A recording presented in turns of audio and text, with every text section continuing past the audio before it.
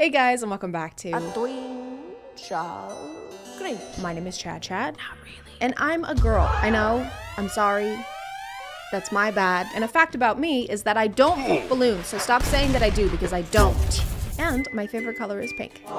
Babe, what are you? Babe, I'm filming. I know that this has been a rough year for everyone. The doubloon economy is abysmal. Bones has been taking all of my doubloons and giving them to strangers on the internet. You have to stop, Bones. We have nothing to eat for dinner. Bones, we need those. It's almost December, which means that it's the month before the worst month for people with seasonal depression, and also that it's time for a new Girl Facts video. Yay! Seasonal depression, yay! Last time we learned that girls want you to do sweet things like text first, hug them randomly, or take them on a dark, winding road with no escape and tell them that they have the prettiest skin you've ever done seen and that it would look so good in your collection. Just kidding. Sorry, you're supposed to hug them from behind randomly. I forgot. But still do the skin thing. I love it. 10 things women notice first. Eyes. Smile. Teeth. So a face, they notice a face first. Not really exclusive to girls, just kind of a social norm. It would be weird to look somewhere else on someone the first time you meet. Hey, it is so great to meet you. Your name was Judith? I'm sorry, you've got just the most beautiful set of kneecaps. They would look great in my collection. Also height, hands, style, scent. You just listed every part of someone that someone can have. It would have been easier to say what girls don't notice at first, like whether or not he washes his hands after using the bathroom, or his massive propensity for gaslighting. Hair, voice, sense of humor. Is this a girl fact or are we drawing a police sketch? Height, like an inch maybe? Hands, ball-ish, they're little balls. What was his voice like? He sounded like this. Is this him? That's him. That took all my doubloons. Thank you to Intimina for sponsoring today, and let's get back to the video. When a girl ignores you or replies with K, you've hurt her. Girls don't like to text first because they feel annoying. I'm not sure why, but I guess there's just so many girl facts that we have to have 8 of them at the same time on one screen. This is not how you tell us things. Why can't you just do them one by one instead of throwing them all up there? Imagine if a doctor communicated this way. If a girl laughs too much, even at stupid things, she's lonely deep down inside. Girls are naturally better at detecting lies than boys. You know that guy that every creator uses with the machine and the beard and the sunny disposition? Kiss him goodbye. Turns out we don't need you. We need a girl. Is it all telepathic or do we still need wires? Is that why our bras have wires? And were you at home the evening of December 7th, 2017? Yes, I was. You're lying. Damn it! If she blocks you on all social media after a breakup, she doesn't hate you. She's trying to move on. You mean to tell me that when she blocked my number and every single one of my social media accounts and filed a restraining order against me that she wasn't trying to get me back? Totally misread that. What do you mean she doesn't hate you? I've never blocked someone and been thinking, I don't want to do this, but it's for the best. I just need time to heal and get over my everlasting love for this person. It's a lot more like, if I ever see this Snapchat story again, I will shit out my lungs and then shred them with a fucking cheese grater.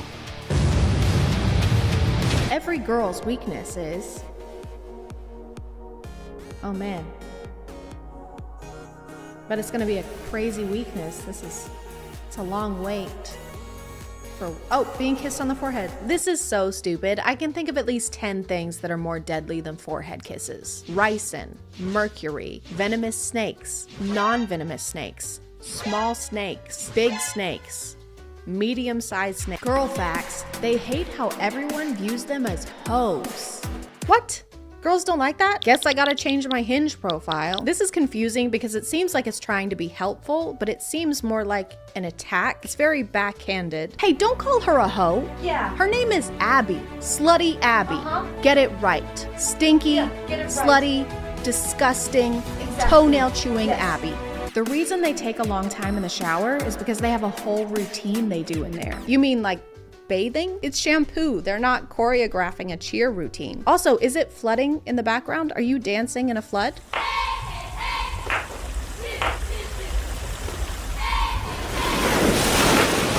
Every girl cheats, but If she likes you enough, you will never find out. What's really great about girl facts is that they are 100% facts and 0% bias. I'm not really surprised that these facts are based on nothing and have no basis, because I feel like this is how we've been taught information about girls since the beginning of time. If girls learn to read, their ovaries will turn into raisins and they can't have babies. Girls can't do math because it makes hair grow from their armpits. Therefore, they can't have babies. If you put a girl underwater and she breathes, she's a witch. But if she drowns, she's a girl and dead. So she can't have babies. Scary facts about women.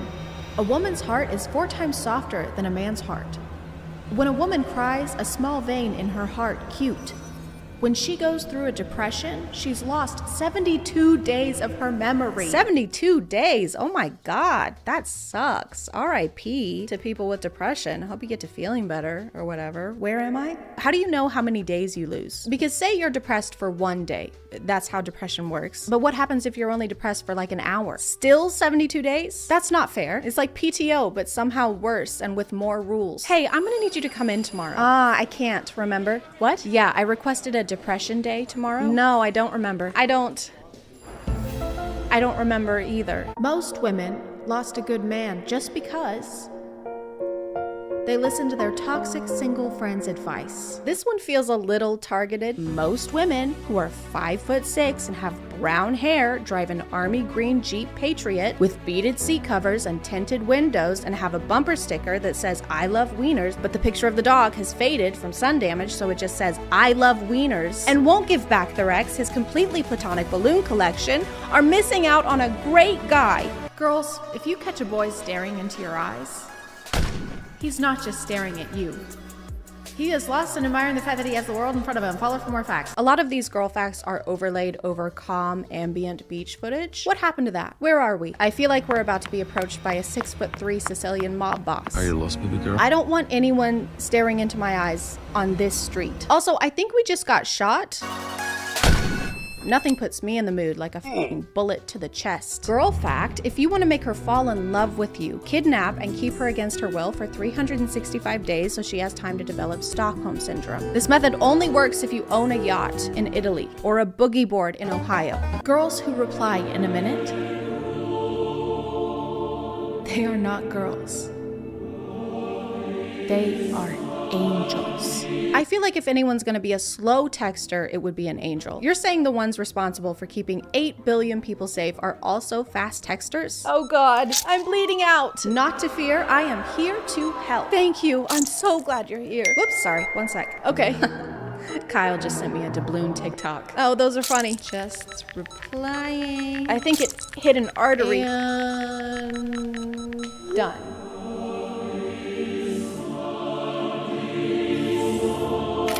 Girl code. Sorry, she isn't sorry. I'm sorry, she means it. Good night. Good night. Good night. She is annoyed. Oh, okay. Her heart is shattered. Okay, everything is good. Okay, something is really wrong.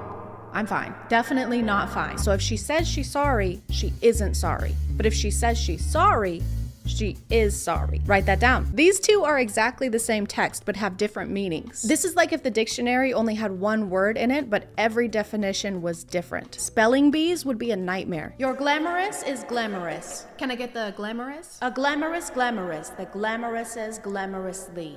Okay.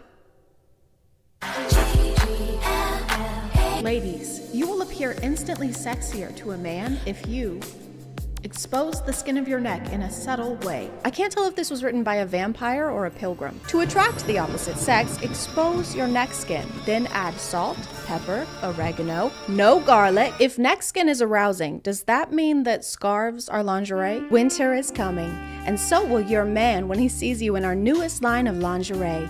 Scarf me up. Get naked this holiday season with up to 50% off. Don't mistletoe these amazing discounts on large scarves, small scarves, medium-sized scarves, venomous scarves, non-venomous scarves. So far, none of these really make sense, but I think the issue is that we aren't actually at the peaceful beaches that are in the background of these. I think we actually have to be present to understand.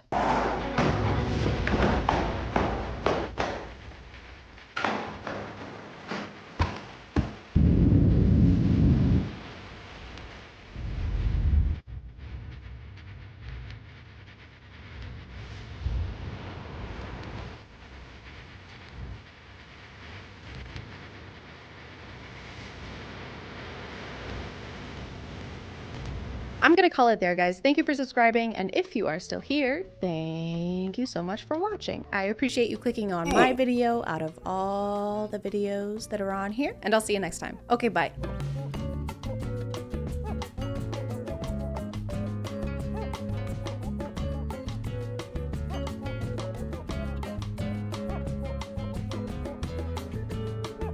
Hey guys, my name is ChadChad. Not really. And every day I wake up, unfortunately, and see a clearly fake video on TikTok like a pregnant woman spending $70,000 to climb Mount Everest. Baby has been kicking a lot. I spent 70 grand getting here and now they're all moving up without me. I don't know what to do. But then I read the comments and to my dismay, they are eating it up. This can't be real. You can't be serious. This just can't be real. You're right.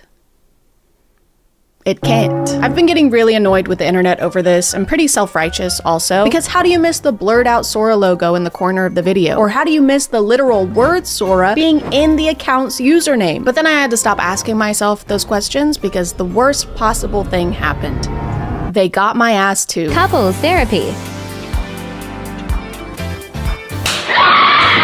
This is Paul and Stacy. According to their bio, they are a fun family that refuses to grow up. And then they have their business email right after that, which is pretty grown up if you ask me. We'd love to collaborate with you and hear some of your thoughts on content strategy. Goo goo gaga. They make a lot of videos where the husband scares the wife and she freaks out. This is why you shouldn't scare your wife. Or he scares her and she hits him in the balls. This is why you shouldn't scare your wife. But no matter what happens, she is gonna scream like a boiling tea kettle. Harmless prank is the best. Harmless? He shocked her and then drug her off the bed. She came crashing to the floor. What do you think a harmful prank is? Murder? I have to sit back in this chair because my back is killing me. They're basically the equivalent of those early 2010 YouTube couple prank channels where you had to suspend belief in order to accept that they're possibly surprised by pranks anymore. Oh no, here comes my husband holding a DSLR camera. I sure hope he's not about to dump water on me like he did yesterday. And the day before that. And the day before that. And the day before. Basically, every video involves them terrorizing each other in some way.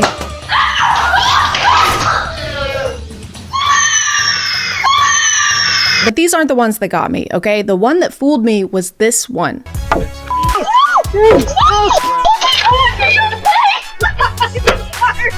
I saw this months before I knew who they were, and I was like, yeah, accidents happen. Plus, this is low-quality security camera footage, and nothing has ever been faked on a low-quality camera, except for the moon landing. This is like something off of a movie. Rom-com IRL. This looks straight out of a rom-com. Why do people keep saying that this is a rom-com? If anything, this is like a crime doc. Look at this. Watch this. Get this man on a stretcher. Get this man to the ER. And back to the video. I don't know what it is, but putting a date and timestamp in the corner of your video increases its believability on TikTok by about 75%. I think it's maybe because having security cameras inside your home is a fairly new concept we're being introduced to, so it's easier to fall for stuff like this when we're not used to people staging things this way. But Paul and Stacy aren't just staging pranks and injuries, they're also staging moments like this. Let the little go so you can hold the big.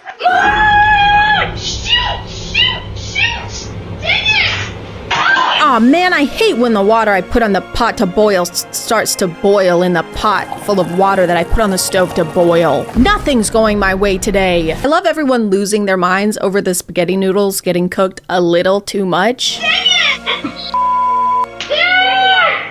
What are we gonna do? My ravioli is getting soft. Nothing's going my way. This whole thing is apparently enough of a disaster for her and her son to start screaming at the top of their lungs until the dad comes in to save the day. And not only does he come swooping in to do just that, but he comes in playing 1,000 Years by Christina Perri on his phone.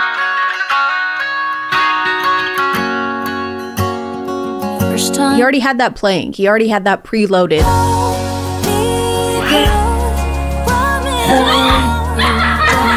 And why would he do that? Why would his immediate reaction to both his wife and son screaming be to come in playing a song from Breaking Dawn Part 1? What if they were screaming because something actually terrible was happening? Dad, come quick! There's a guy in the kitchen wearing a mask and threatening us. He's saying terrible things. You're toast. Oh my god, Dad, he's gonna kill us! No, you're toast.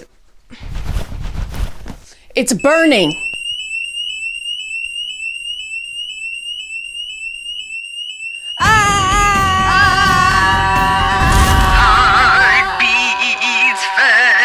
After he de-escalates the situation, the whole family shares a hug and sways to the music.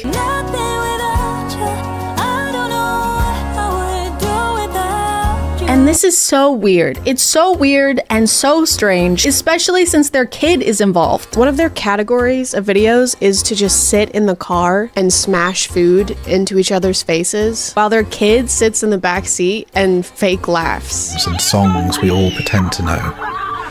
Right now it feels ordinary. Imagine being a kid and your parents are constantly making you act in TikTok videos where your role is yourself. A version of yourself that's having faux loving moments with your family. Not actual loving moments, but staged ones where there are millions of people and cameras watching you. Imagine how cool that would be. Dude, my life is like a movie because everything is scripted and there's not enough child labor laws in place to protect me.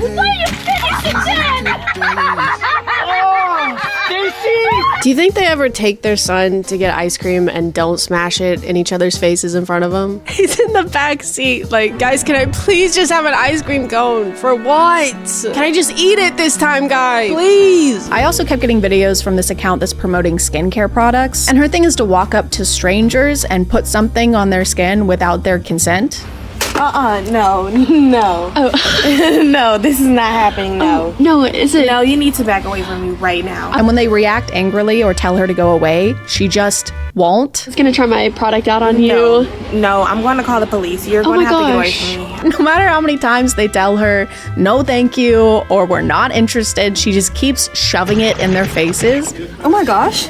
Excuse me. Please get back. I know the saying all PR is good PR, but when it comes to selling products on TikTok, I don't know how beneficial it actually is to just make people think that you're a despicable public nuisance. Banana, she has multiple videos where she does this to a teenage girl and their mom will freak out. We do videos on TikTok. I didn't mean to scare you, but I just wanted to try and see. No, I'm good. I don't want to buy your vibe facial system. No, thank you. Are you sure? I harass people and don't respect their boundaries. Oh, I'm sorry. I didn't realize. Yeah, let me get one. Her script usually goes something like, no, it's okay. I'm testing my facial product. I'm actually testing out my facial product. I wanted to try it on her. No, thank you. Bye. No, it's okay. You don't understand. I'm doing something. No, it's okay. Let me do something. I'm doing something. I'm in bed now because my back hurts, and I also started my period.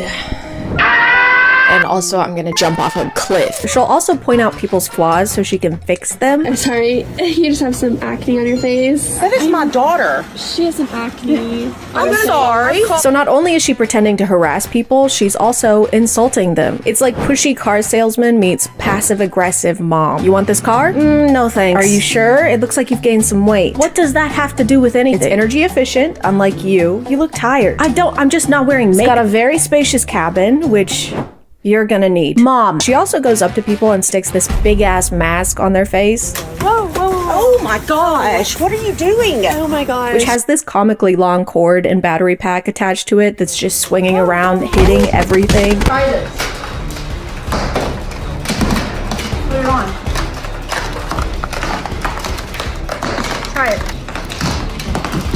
Try it. It's for your face. It's hideous. This thing is called the Age Rewind Miracle Mask, and according to their website, it targets the appearance of fine lines. But if you don't believe it, check out their customer results. Clearly it worked for this real human woman. I love this product. I have never looked better. At least it's only $400 and sold out. And this part looks like a ball sack. Another kind of fake video I keep getting are these dumbass promos for No free promo? No free promo? is this AI app that claims it can find your partner on dating apps using a picture of their face and their name. And the only promotion I ever see for it is through these undisclosed scripted promos that are just pure rage bait. Who are you? I'm my ex-wife. Who are you? Are you one of his Tinder dates? Can we not do this here? Like, Wait, you said you weren't married? Look, yeah, no, he's married, and we have 2 kids. guys, this is a nice place. Can we not? You have kids? Guys, please relax, okay? This is a nice place. That's why I'm wearing a faded Flash t-shirt and cargo shorts. They'll literally plaster the name and logo of the app all over the video, and somehow the comments are never talking about how it's an ad. This is a beautiful poster of your Tinder that you can go hang up in your new home, and you're gonna find a new place to go, and you're gonna hang this beautiful poster. Look at this beautiful poster. There's so many accounts that make these promos, but I get a lot from these two specifically. I think they're partners in real life, and they catch each other cheating every single day. What is this? It's your birthday present. See, I got you cheater cookies. I made those myself. And red flag cupcakes, since you're a walking red flag. Unwrap your present. Unwrap it. Oh man, I wonder what she got him. I sure hope it's a comically large screenshot of the No free promo app and logo. Wow. Printed out on poster board. And then on his account, he has a video where he gives her those same cookies because he also caught her cheating on him. Surprise. Do you love it? Because you're a cheater and a walking red flag. I mean, I don't understand what else. Open your birthday gift. Right now? Yes, open the gift. Oh man, I wonder what he got her. Oh my god. I just can't figure it out. I don't have no idea what it is. Is it a pony? Is it a puppy? Oh my goodness, look at that. On one hand, it's frustrating to see the comments eating this up, but on the other hand, it's mostly because people are concerned for her because they've made videos where she packs up their kids and leaves the house to try and escape him, or videos where he's being a total asshole to her. Ever since that moment, Excuse me? you've smelled like shit. Oh, so that must be why you made a Tinder then. Maybe some bullshit up.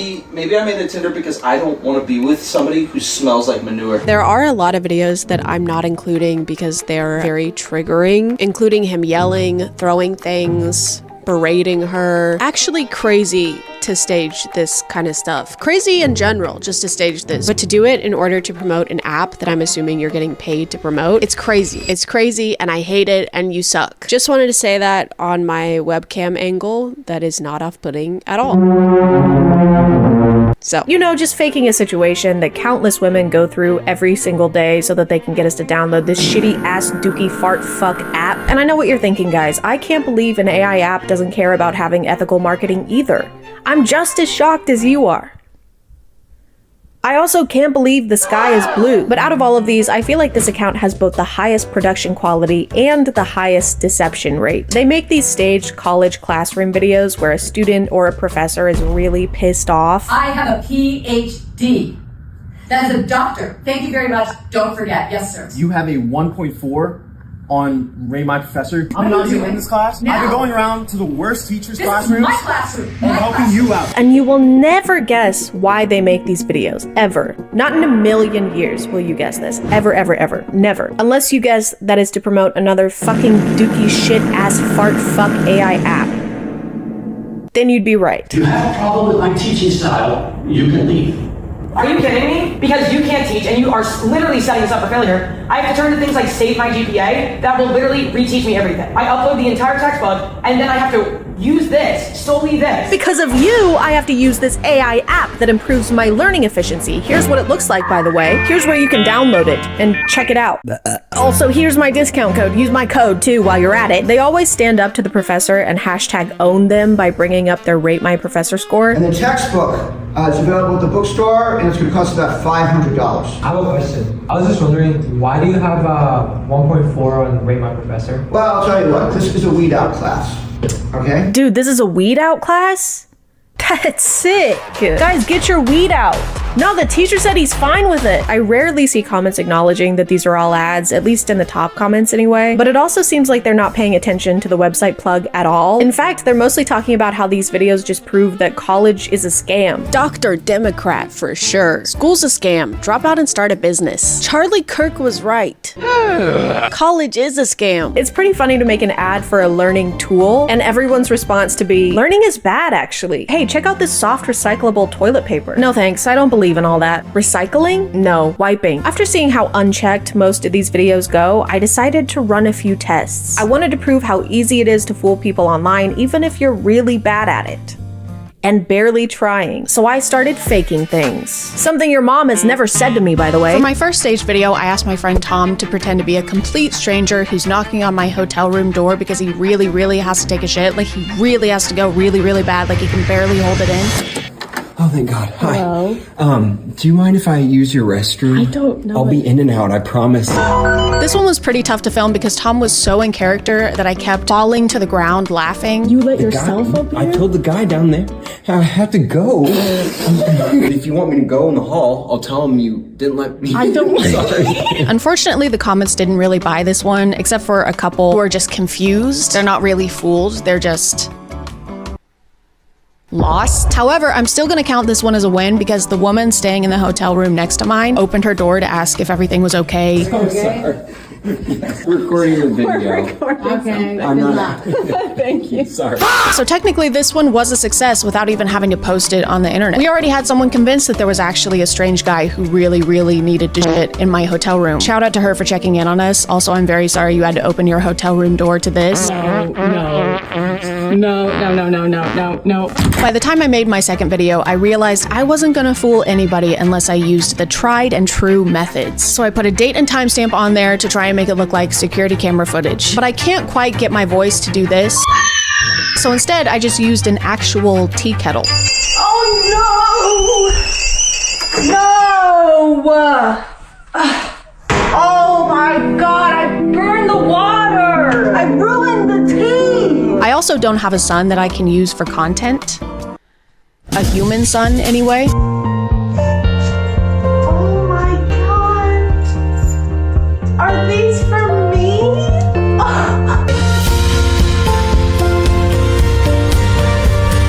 I'm also gonna count this one as a success because this person commented, I know it's not the point of the video and I'm not here to chastise, but wireless cameras in your home is a huge security risk. Your videos are safe and available to anyone via a data breach, and that's putting aside that the cameras themselves. For my last one, I wanted to dip my toes into the classroom genre of staged content, which was gonna take a bit more effort, so I had a brainstorming session with my friends to figure all that out. I had also just finished watching the final season of Stranger Things, but that had little to no effect on anything. I don't understand. Could you say that again in English, please? If this is me and this is you, That's okay, me. This is the classroom. I need that later. No one. I don't understand. Are we in a classroom or are we not in a classroom? This is the classroom. Okay. I want this goddamn TikTok's heart on a platter. This is the only way. I think this might just be crazy enough to work.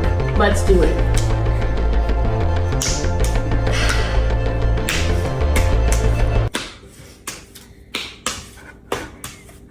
When I was editing this one, I tried to use this format that the classroom video accounts will do, where they put the most interesting part of the video at the beginning, and then the actual video starts. Can you put that away? Are you watching a video in my class?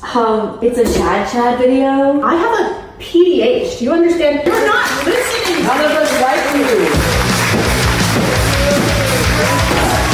you. And it paid off. Everyone believed this was real. Don't check the comments though. Yet another successful experiment. Being on the internet right now, especially with AI and how quickly that's evolving, it's more important than ever to not take everything you see online at face value. It's very important that we all doubt everything. Because if it's this easy to fake a video about your spouse cheating on you or a whole college classroom, imagine how easy it is to fake a video of your morning routine, or how perfectly organized your closet is, or how this serum on TikTok Shop made your skin flawless and perfect. So if something makes you feel bad or angry or inadequate on the internet, it's pretty safe to assume that it was designed to do so. Because the only thing that's 100% real is reality and my teaching qualifications. I'm gonna call it there, guys. Thank you for subscribing, and if you are still here, thank you so much for watching. I appreciate you clicking on my video out of all the videos that are on here, and I'll see you next time. Okay, bye.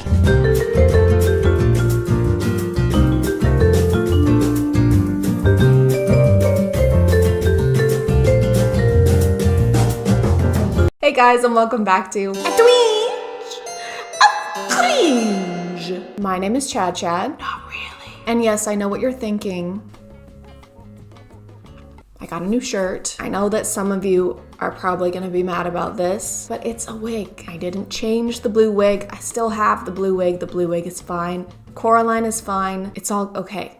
I don't know if this really counts as a twinge of cringe. I'd say it's more a twinge of, please, for the love of God, stop painting your countertops. This is probably gonna be more of a reaction video. I didn't really have time to plan a video this week because my regular job, it's just been crazy over there. I was gonna say that this will be more like a laid back kind of video, but watching this stuff, there's nothing laid back about it, really. I personally renovated or started renovating a bathroom about a year ago, and I say started because I haven't finished it still a year later and I haven't finished it. So I am in no place to judge.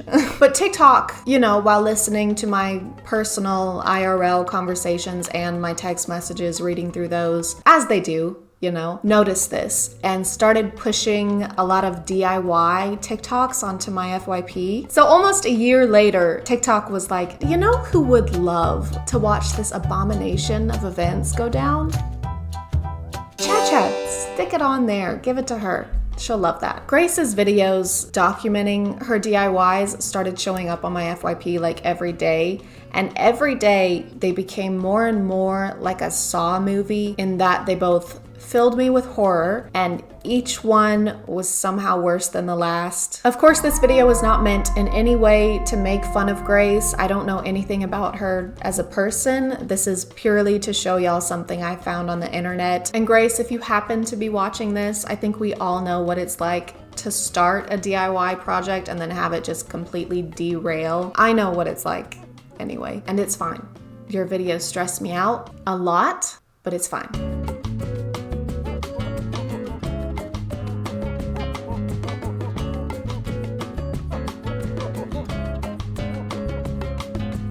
So we're starting off pretty tame. It looks like they've completely painted the bathroom floors with a matte black paint since it's covering everything, including the grout. But then they tried to add this stencil, which those are pretty popular on TikTok right now. And there is something kind of wrong with this stencil. The lines are bleeding more than me on my first period after the COVID vaccine.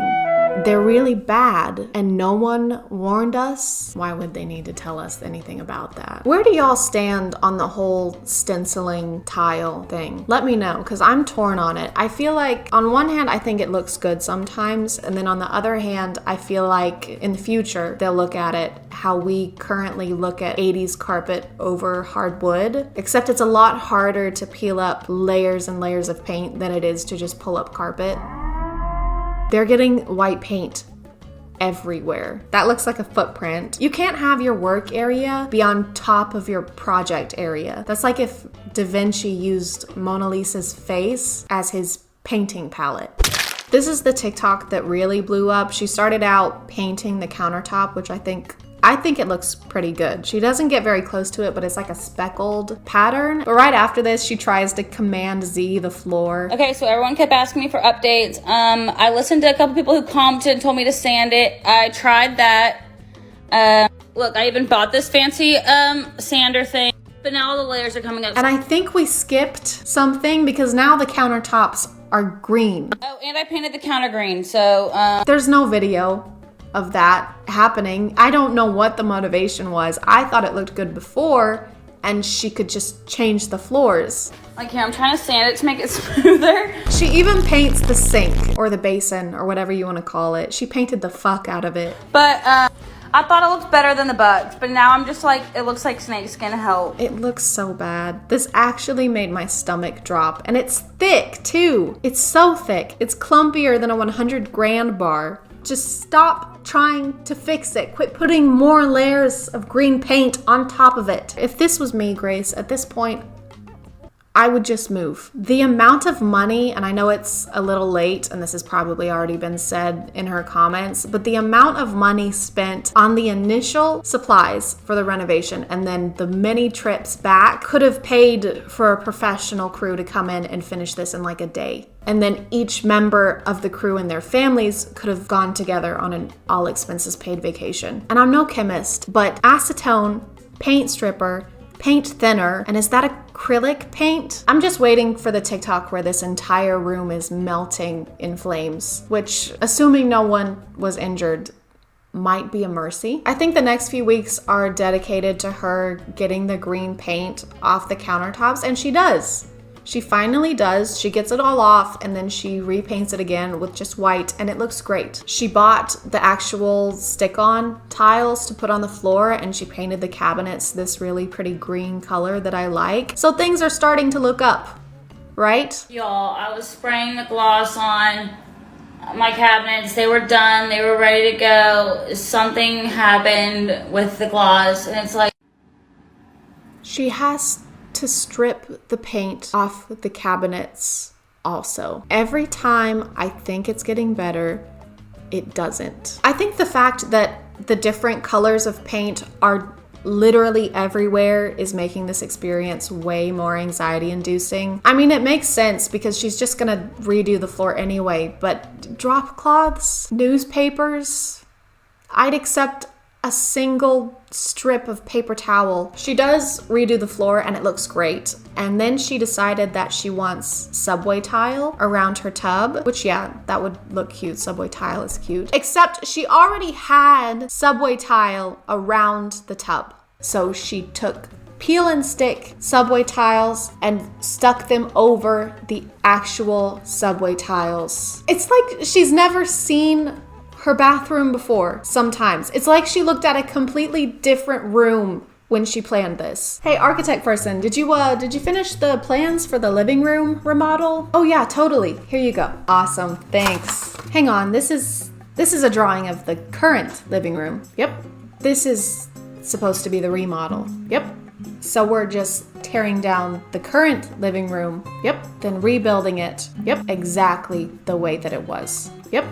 Okay, well, isn't that just a little pointless, though? Right, so I didn't look at the living room per se, but I did look at the pantry downstairs and just made the plans based off of that. So I think we should just go for it and cross that bridge when we get there. We are what? We're at that bridge right now. Huh. Weird.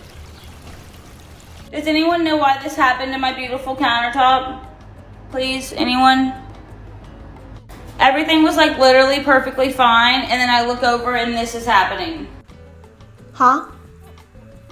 Oh, I'm just pulling out the gray hairs this experience has given me. She pulled the paint off the counter again. She had to peel it off again. She paints it white again. I guess she just had to use a different kind of paint. Y'all, I'm thinking about changing the color of counters to like a deep orange. Let me know what y'all think. I don't know how I feel about this one. Like, I don't know, I feel like it would look kind of good. Like, no, I think you should stop touching the countertop. Just leave it the fuck alone. No orange. Just stop it. So thank God she doesn't do that. She finishes the floor and it looks amazing. After all the blood pressure spikes and anxiety this account has given me, it looks good. Honestly, this is a great example of TikTok coming together as a community and working together. Every once in a while, she'll post something like this and all the comments will just be yelling at her. She didn't do the orange countertops. I think the comments convinced her to put down the paintbrush and stop trying to change everything. And I was gonna say y'all deserve some kind of award, but I guess it was all just a calm before the DIY storm. She decided, out of all things, to paint the grout gray. She has to have like a personal vendetta against this subway tile. It kind of reminds me of Selena Gomez's list that her stepsisters leave her in another Cinderella story. Paint the pool pink. Regrout the tile. Vacuum the driveway? This is ridiculous. Just slapping paint on everything. And guys, she puts faux wallpaper, faux brick wallpaper next to the tub with the subway tile. I'm not mentally equipped to deal with that this week. Does anyone have any advice on how to put wallpaper on evenly? I'm trying my hardest here, y'all. It has potential. It's gonna match that. It's gonna be a vibe, okay? I don't think it has potential. It's faux brick wallpaper next to real subway tiles. They don't match and it makes them look even more fake. And the flooring pattern too, there's too much going on. It looks like you put Pinterest bathroom DIY into an AI and this is what it vomited out. She pulled the wallpaper off and it looks good again. Grace, it looks good. Just leave it. Don't touch it, or I swear to God. Grace seems like a really sweet, very positive person who handles all this way better than I ever could. I also love the way she responds to comments. She never really looks at quitting as an option. She just goes immediately from something not working to trying to find a way to fix it, and I really appreciate that about her. I think the universe chose the right person to test with this. I hope she gets the bathroom and the home of her dreams, and I hope she gets everything exactly the way she wants it, because after this, she definitely deserves it. I'm gonna call it there, guys. Thank you for subscribing, and if you are still here, thank you so much for watching. I appreciate you clicking on my video out of all the videos that are on here, and I'll see you next time. Okay, bye.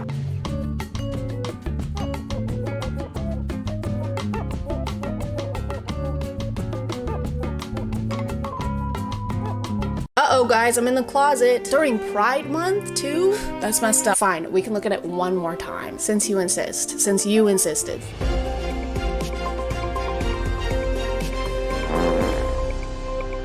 Hey guys, today we're talking about men who kick balls and men whose balls we'd like to kick. A twinge of cringe. My name is ChadChad. Not really. And imagine you're a hardworking woman. If you're already a hardworking woman, you can just sit there. You've done enough. Now imagine you've dedicated years to your education, countless sleepless nights and energy drinks, all while working a job, or 2 maybe, or maybe even 3. Who knows? Everything sucks right now, but it was all worth it because today it's finally over. You've done it. Your friends and family surround you, beaming with pride as you toss your cap in the air and celebrate one of the biggest achievements of your life. And then a guy gets on stage and says this. I think it is you, the women, who have had the most diabolical lies told to you. How many of you are sitting here now, about to cross this stage, and are thinking about all the promotions and titles you are going to get in your career? Some of you may go on to lead successful careers in the world, but I would venture to guess that the majority of you are most excited about your marriage and the children you will bring into this world. If you don't know who this is, lucky, this is Harrison Butker, and he is a kicker for the Kansas City Chiefs. More like Kansas Shitty Chiefs, am I right? Haha, good one, Chad.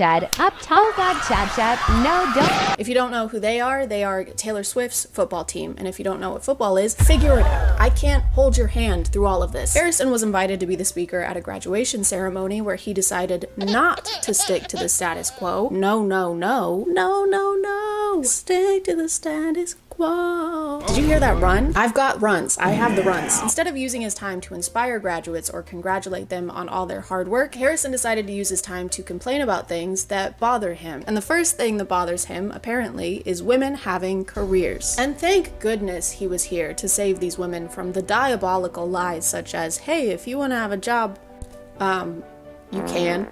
The true diabolical lies at college are typically more like, this will get you a higher paying salary. You're gonna remember a single vocab word from your 4 semesters of Spanish. Harrison took this opportunity to address women and women only. He doesn't mention the importance of child rearing to the male graduates and brushes off their achievements as being kind of a pit stop on their way to becoming wives. And this might be one of the most inappropriate places to do that ever. The best time to try and tell women what they should be doing with their lives is never, but the worst time is when they're actively doing what they want to do with their lives. They're currently making an achievement toward their career, and you chose this one right now to talk about how they should be getting married. Maybe take a break from the balls and kick rocks for a minute instead, maybe. No, this is not a meet and greet. Everybody's got to come in and say hi. Unless you have anything to say. I'll talk to Harrison all year long, man. I just let him do his thing. I'll talk to him. Go say hello. It's not like in the lunchroom. You say hi in the lunchroom? No, we sit right beside each other in team meeting, and I don't say one word to him. Only before the season and after the season. That's the only time I talk to him. I think this is just a variation of the podcast effect where something takes hold of some guys the second they touch a microphone. It's like they've never spoken out loud before and they need to get it all out in that moment while they have the opportunity. All right, thank you. Thank you all for being here at my wedding or baby shower, I don't know. Anyway, this reminds me of how much I hate chunky peanut butter. If I wanted to eat peanuts, I just eat peanuts. Honey, could you talk about our love, maybe? This reminds me of how much I would love for women to never speak again. He makes a comment about how his wife's life didn't begin until she married him. I can tell you that my beautiful wife, Isabel, would be the first to say that her life truly started when she began living her vocation as a wife and as a mother. Which makes it sound like women are mindless NPCs just hovering in a market somewhere until you propose to them with a mermaid pendant. I need Harrison Butker to know that I love my kids, I love my husband, but my life ended when I had them. It's pretty conceited, I think, to imply that your wife's life didn't exist until she was legally bound to you. Before we got married, before my wife had the opportunity of marrying me, she was hovering in this dark plane of incommunicable nothingness. Oh, where is my husband? Won't anyone wed me so I can see the skibbity toilet and taste the watermelon ice disposable vape? I'm beyond blessed with the many talents God has given me, but it cannot be overstated that all of my success is made possible because a girl I met in band class back in middle school would convert to the faith, become my wife, and embrace one of the most important titles of all, homemaker. After telling us how talented he is, he attributes his success to the fact that his wife is a homemaker and primary educator of their children. Oh, hell no, man. It's fine, I don't care. And I've noticed that a lot of husbands like this don't bring up being a homemaker unless it has to do with them and their own success. It's almost as if what they appreciate most about their wife's hard work is the fact that it's helping them do the actually important hard work. The important man job, career man, work stuff, sport stuff. Important stuff. Well, I've just gone and had a little observe of his Instagram, and are you noticing anything? And when I say anything, particularly, are you noticing said wife, mother of his children, in a single post? It's not so much I'm proud of her for what she's accomplishing, it's more I'm proud of her for what she's helping me accomplish. Me, the man who does the man job, sport stuff, work stuff, important stuff. But what she's doing is also work. You two just have different jobs. Except hers is raising future members of society and yours is kicking a ball between two sticks. Sometimes, in Harrison's case. And Bucker is hooking and hits the post for the lead. No good. He doesn't stop there though. He goes on to bring up every political qualm he has, such as reproductive rights, IVF, and degenerate cultural values. I wonder what cultural values he's talking about. Probably objectively bad ones. Probably, right? Probably bad ones. I am certain the reporters at the AP could not have imagined that their attempt to rebuke and embarrass places and people like those here at Benedictine wouldn't be met with anger, but instead met with excitement and pride. Not the deadly sin sort of pride that has an entire month dedicated to it.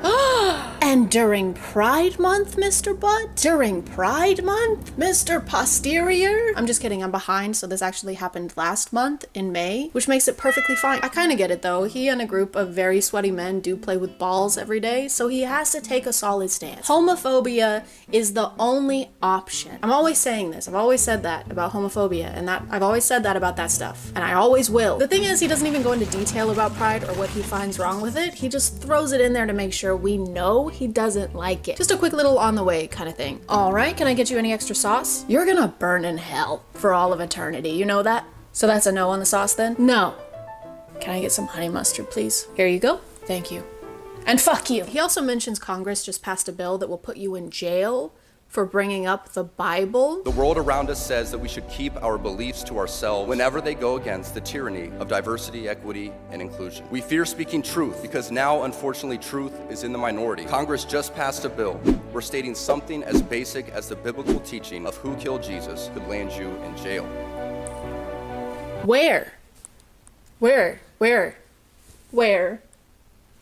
Guys, we're in the minority. Guys, they want to put us rich white men in jail. Nobody likes rich white men anymore, guys. What are we gonna do? This entire speech feels like he doesn't know where he was gonna be giving it. It's like someone told him he was preparing for a presidential debate or something. And for my first act as president, I'll be making every man grow a beard like this, like I have. And you can't tell men what to do with their face. That's ridiculous. Well, can I at least tell women what to do with their ovaries? Oh, yeah, that's fine. My name is Mr. Butt, and I approve this message. People started wondering about the process of inviting Harrison as a speaker and why no one reviewed his speech beforehand. And I was wondering that too until I realized that this speech was being given at Benedictine College, which is a private religious school in Kansas. You also have to keep in mind this was at a Catholic and conservative college. So a lot of the men were like, yeah. Not only did it seem to get little to no negative feedback from the crowd, it apparently received a standing ovation. Some of us did boo. Me and my roommate definitely did. There was a standing ovation from everyone in the room, except from me, my roommate, and about 10 to 15 other women. I still have no clue why he specifically was asked to speak. He didn't attend this college, he was never a student, and he even admits himself at the beginning of his speech that he's not a professional speaker. And I felt that one graduation speech was more than enough, especially for someone who isn't a professional speaker. Which is true, but maybe don't start your speech by letting us know how unqualified you are to be giving it. Doesn't exactly instill confidence. I'm no professional doctor. I'm no professional nurse either, all right? I'm no registered anything. I'm not registered or qualified to do anything, just so you know, just putting that out there. Maybe someone else should do my catheter insertion then? Once clips of the speech got out, people started sharing their thoughts about it on TikTok. It is a crazy day when a football player that kicks a ball for a living is saying a speech at a college and telling women, you mean nothing? Your life means nothing until you get married and have kids. In front of women that have spent years working hard to achieve this amazing achievement. 32,509 signatures is crazy work. especially within the span of 2 days. It is honestly beyond comprehension to understand how in 2024 a man could get up on a stage and say that a woman's life is only meant for marriage and having babies. Absolutely insane. And for the most part, people were in agreement that this wasn't the most encouraging speech you could give to women. You, the women. But of course, you know what they say, behind every loud-spoken misogynistic man, there is a loud-spoken misogynistic Brett Cooper. With a college degree and a career and no children yet, I can confidently say that Harrison Butker is right. And there is nothing wrong with a man in tears celebrating his wife and thanking her for the sacrifices that she makes every single day for their family and their children, and the sacrifices that every mother around the world makes for her family. No one is saying it's wrong for him to thank his wife. He basically told a crowd full of women that they shouldn't be doing what they're currently doing. He claimed they'd been fed lies by choosing to pursue a career. Mr. Posterior's wife is allowed to do whatever she wants, and the female graduates in this room are allowed to do whatever they want without some football guy dude trying to convince them otherwise. And it's not wrong to acknowledge that millions of women around the world desperately want that. Want to be a homemaker. Are the millions of women with us in this one room at Benedictine College? We're not talking about women who want to have a family and don't want to go to college. That's a completely different demographic. Not to say that some women at this graduation don't want to have a family. I'm sure plenty of them do. But the fact that the only address to women he makes during this entire graduation ceremony is to brush off their accomplishments and basically say it means nothing in comparison to their wifely duties. Boo. Tomato, potato, tomato, potato. I don't know what we expected though. He does have the literal word but in his name. Anything that comes out of him is gonna be shit. For some reason, people like Harrison believe it's women's innate desire to get married, and if they don't, they're denying themselves and are deep down very miserable. Not me though. Deep down, I am nothing. I have no thoughts. I don't actually exist yet, so I'm sorry. Let me just...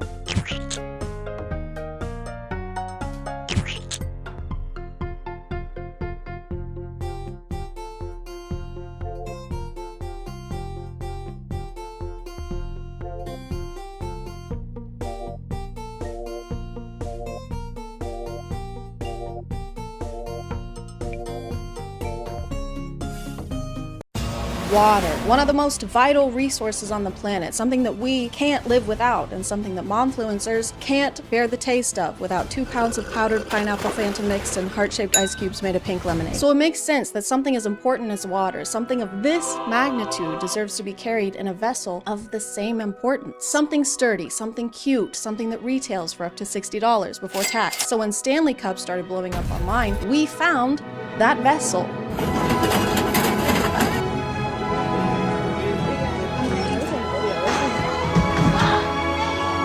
For the past year or so, I had never really heard of Stanley Cups, and if you still haven't, Stanley Cups are to Hydro Flasks what Hydro Flasks are to Yeti Cups. I feel like I need to have something in my hand. I can't do this without something in my hand. Oh, perfect. Look at him. Aww. Bestie. Every few years or so, there's a new water bottle brand that everybody wants for Christmas, and if you don't have it, you're a loser. Oh, so you just want to drink water and you don't care about how on trend the container holding it is? That is so thirsty. Like all the brands before, Stanley makes water bottles, but their bottles have a little handle on the side, a little thing to grip, so that you can finally handle the grippy. But what people can't handle is Stanley's Valentine's Day collaboration with the poo-poo head company known as Starbucks. The limited edition cups were hot pink instead of Stanley's usual collection, which only has light pink, and we don't want that. We want our grippies hot and pink. To put it simply, people have been losing their gourds over these cups. The release of these cups was like Black Friday for people who know all the lyrics to Lavender Haze. This was the most chaotic thing to happen in like 2 days, which isn't a long time, but this year has been crazy, okay? Gypsy Rose's husband has a big dick. And that's something I know now. There were literally people camping out in Target parking lots at 3, 4 in the morning just waiting for them to open so that they could storm the display like they were in the battle at Helm's Deep. There was one person who fell mid-sprint and no one even checked on her. No one cared. They all just turned on her. One of you will betray me come the morn. No. We would never do that. I would never ever do that. For only 30 pieces of silver and a hot pink Stanley Cup. They made a pink one? Well, hang on. I mean, why wait until morning? Guys, he's in here. No, wait, that's not. Sorry, man, they're BPA free. Yeah, come on, don't be cross. Judas. But someone who would never betray you is today's sponsor. The funny thing about people running through Target like this is that I can almost guarantee that every one of them already has a Stanley Cup. There are people who collect Stanley Cups like Pokemon cards. I've talked a little about skincare on TikTok and how people will have ridiculous amounts of skincare products that no one person would ever need. Some people do the same thing with Stanley Cups. They'll have cabinets dedicated to Stanley Cups or walls with shelves crammed full of them in every possible color to go with their different outfits. There are at least 32 cups in this picture. One person does not need that many cups. I've heard 2 girls only need 1 cup. I heard that somewhere. The Valentine's Day tumblers were $45 and they had other ones for less money, like the shorter ones, but nobody cares about those for some reason. No one cares about the short kings, even in drinkware. Shame on y'all. After all this crazy stuff went down, Target had to start making systems to try and avoid the chaos. In a lot of videos, they sell out in literal minutes.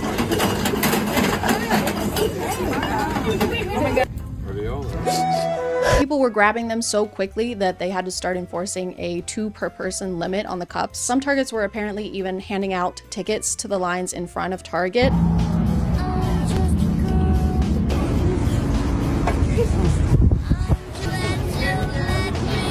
many did y'all get, you know?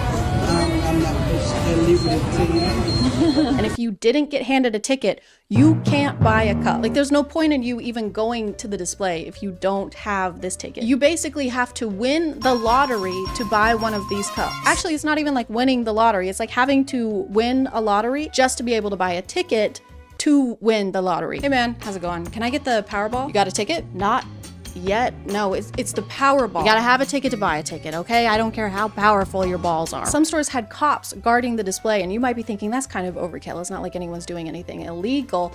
Think again. Think twice. Think.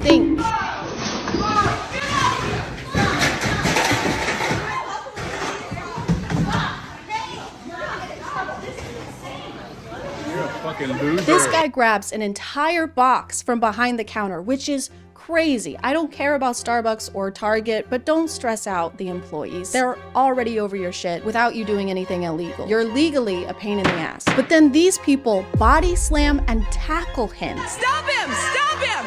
Stop him! Stop him! Yes, stop him! Everyone rallied together over this box of Stanley Cups like their lives depended on it. I've seen less of a Samaritan response during anything else. Oh my god, that man is stealing a box of Stanley Cups. He's stealing Stanley Cups. No, it's a baby. I'm stealing a baby. Oh, thank God. I thought he was doing something really Come on, bad. I'm a kidnapper, not a monster. Goo goo gaga. Goo goo goo. Gaga ga. And after this whole struggle, it looks like there's only 1 cup in this box. No, it's okay. We're gonna call law enforcement. He just 1v12'd these people for 1 piece of drinkware. And I understand being excited about something that's limited edition. People do it with video games and collectibles all the time. But we're talking about reusable water bottles. It helps the environment because you only need 1, like a cast iron skillet or underwear. But some people like to kill 2 birds with 1 stone, or all birds with 1 environmental crisis, and use both.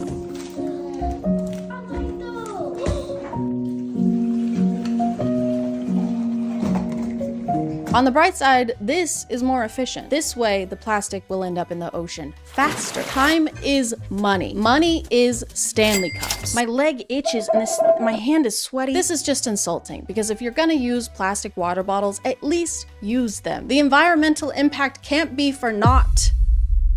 Verily, unless they can't drink their water, this is completely pointless and just adds an extra step. I just created matches so that we don't have to use rocks to make fires anymore. Amazing, that makes things easier and better.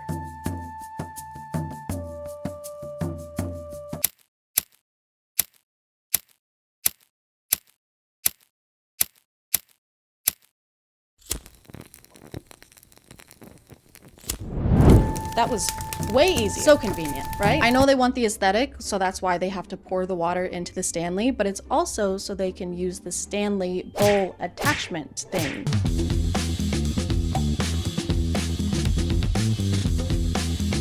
There's already a container to drink the water from, and there are already bowls. If anything, this is just taking a bowl and putting it on something precarious that your kid's knee is gonna knock out in 2.5 seconds. And if you take too many grapes from one side, the whole thing will topple over. This is like putting your toddler's food on top of a Jenga tower. And that's another thing about Stanleys, is that people like to make accessories for them, which if you take into account the people who think of these as accessories and buy different colors to go with their outfits, this is accessorizing an accessory.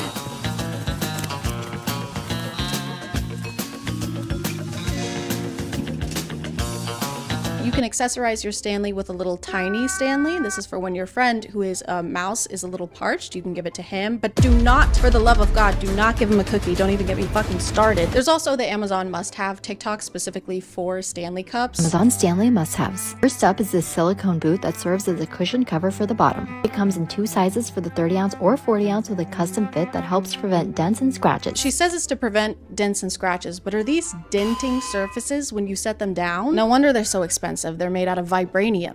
He's right behind me, isn't he?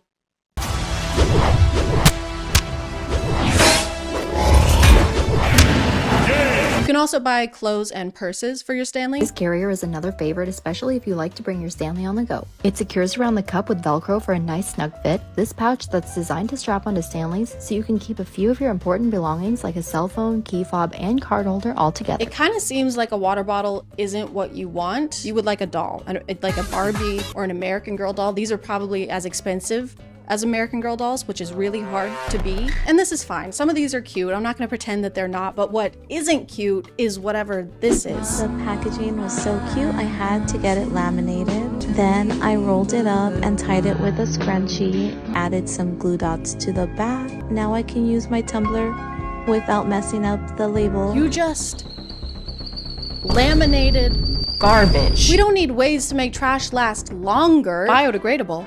That's for betas. That's why in 2024, I'll be making garbage immortal.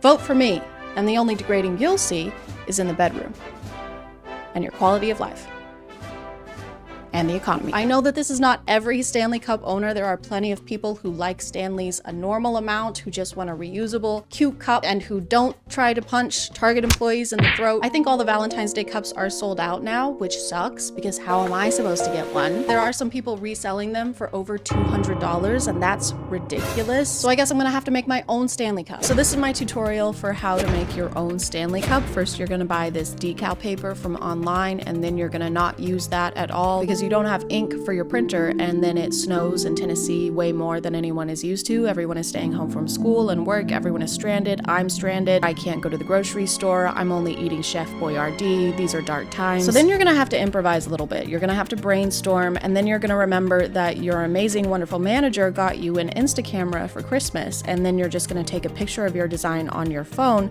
print that out, cut it out, fasten it to your cup in a dishwasher waterproof way, and there you go. There is your very own Stanley Cup. You know, Stan Lee, like the guy, laugh. Then you're gonna test it out. You can take it with you places as long as you don't go any places because you're stranded. And I know what you're thinking. You're thinking there's no lid and so it's not gonna be spill proof, but that's actually not factual at all. It is spill proof. Whatever fun things you're up to, you can take it with you. It's just that kind of cup where it's kind of like a companion. It's kind of sentient. It's like its own being. Sometimes it speaks to you, it talks to you, it whispers in your ear at night. You can take it with you when you go sledding in the snow, or you could if you had the fun kind of snow and not the kind of snow that's just sinks down every time you step on it. But the Stanley Cup finds a way. There is always a way to have fun with a Stanley Cup, with this Stanley Cup that you made. So yeah, if you happen to have all these ingredients laying around your house, highly recommend making your own Stanley Cup. That's about gonna do it for me.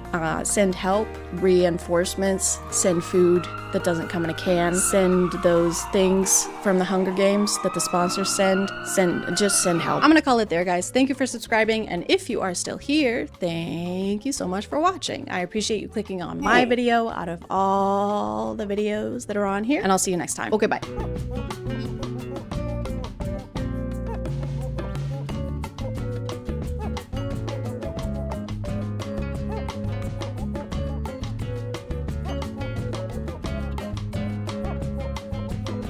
Matt Rife. Am I right, guys? A while ago, I watched Matt Rife's controversial Netflix stand-up special, Natural Selection. If you aren't familiar with him already, or if you are and it's just been a while, here's some quick spark notes. He got a majority of his success from viral TikTok crowd work videos, also got a majority of his success from a mostly female audience, began getting more mainstream opportunities, and immediately started renouncing that mostly female audience and saying that his comedy is for the boys. Publicly poked fun at Walmart yodel kid Mason Ramsey on Twitter, and finally claimed that people find him less funny because he is actually too sexy. I mean, people don't want to laugh at like physically attractive people. I think it just makes me work that much harder on the material and the jokes that I'm trying to tell to get people to focus on the real show at hand. So guys, if you've ever not laughed at one of my jokes, this is hypothetical, that's never happened obviously, it's probably because my skin was too clear that day. Don't worry though, I'm in my luteal phase, so you're gonna be laughing to tears today. Since the release of his Netflix special and all the controversies that came with it, I haven't really seen or heard anything about Matt Rife, which is why when a friend of mine sent me a link to a movie he starred in, it was like seeing an old friend, except they're not really a friend at all, and I didn't really want to see them either. But after watching this trailer and seeing the like to dislike ratio, I knew I had to watch this movie. This is one of the top destinations in the world for altitude training. Cell phone coverage. Where are the knives? No internet. Stay back. And then a bunch more movies, but that's a whole thing and we'll get to that later. For some reason, I immediately forgot the name of this movie and also pretty much everything that happens in the trailer. So when I went to actually watch it, I just Googled Matt Rife movie and found this one. You may notice that in this poster, Matt Rife is not there. He is in the movie, but this is not him here. You may also notice that it's a completely different movie entirely. I didn't notice any of that. Our main character, AJ, has been having nightmares about the traumatic death of his parents that he witnessed as a young boy. They never caught the guy, and AJ can't really remember any details, so his flashbacks are pretty blurry. So based on those, it appears his parents' attacker was probably Sid the Sloth. AJ has been trying to revisit these memories in order to remember more details, but his therapist urges him to take things slowly. There could be dangers in unlocking these memories, AJ. We don't really know how the system will react. Don't rush the process. But right after this, he suggests that AJ go back to the place where it happened. Well, isn't there something else we could do? There's one thing. Go there. So it kind of seems like his therapist hates him. Hey, you know that place where your parents died brutally to an unknown danger that for all we know could still be there? I think you should go there. I think you should take your wife with you. I think you should take everyone who means anything to you to Murder Mountain, in my professional opinion. AJ immediately begins planning the trip, which couldn't come at a better time because his wife has some wonderful news to share with him. And now we will have a family of our own. You have COVID? And you let me kiss you? Thanks to Rocket Money for sponsoring, and let's get back to the video. His wife, Sam, has no character depth and no personality traits, not even one. Anytime AJ and her talk, it's AJ talking and her listening in a supportive wife way and agreeing to do whatever he wants to do. It's a red-tailed hawk. His dad's favorite bird. Oh.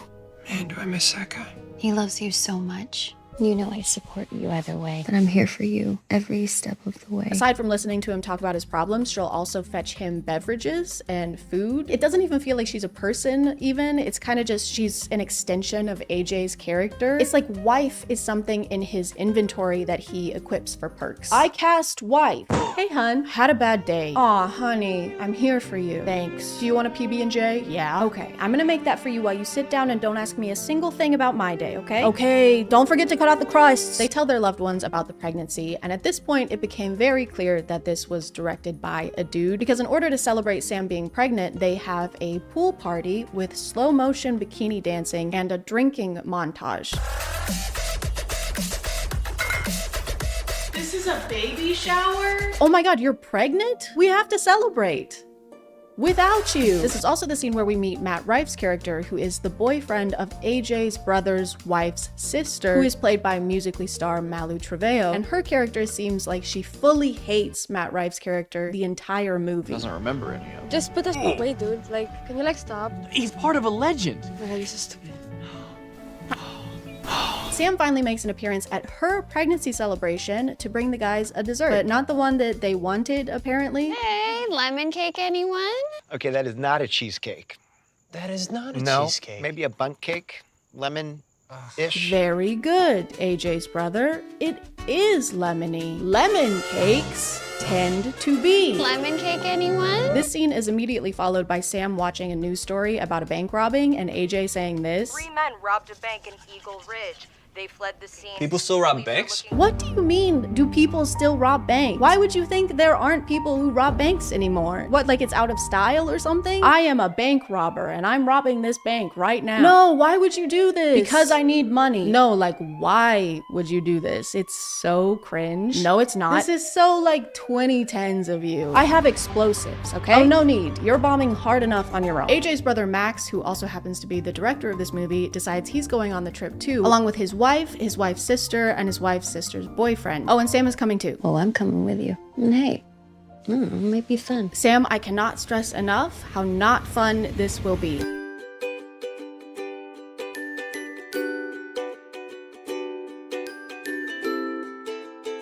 Why is this shot so long? Why does it go for so long? On their way to the mountain, they drop their dog off with their cousin, and there's a good 30 seconds where it's trying to escape. Yes. What's Hey, up, man. cuz? So, looks like a real family event. Should I go check them out? Hey, let that dog go. I'm no body language expert, but his body does not want to be here. While they're hiking up the mountain, they run into a couple leaving, and they literally try to warn them not to go up. I'm gonna be honest, I don't think you should go up there. It's pretty shady. I mean, Yeah, we were hearing all kinds of weird noises. I don't know. You think the woods are pretty shady? Yeah, it's full of trees. There's gonna be shade. Yeah, we're not too worried about it. See, we brought these 2 guns, and they're good to go. They just tell Matt Rife to be himself. Danny Trejo is also here. He and this guy are the ones who robbed the bank, and they're on the mountain trying to flee. And none of that matters. I can't stress enough how little this plotline matters. The most important thing is that every time he comes on screen, there's these 4 ominous guitar notes that play.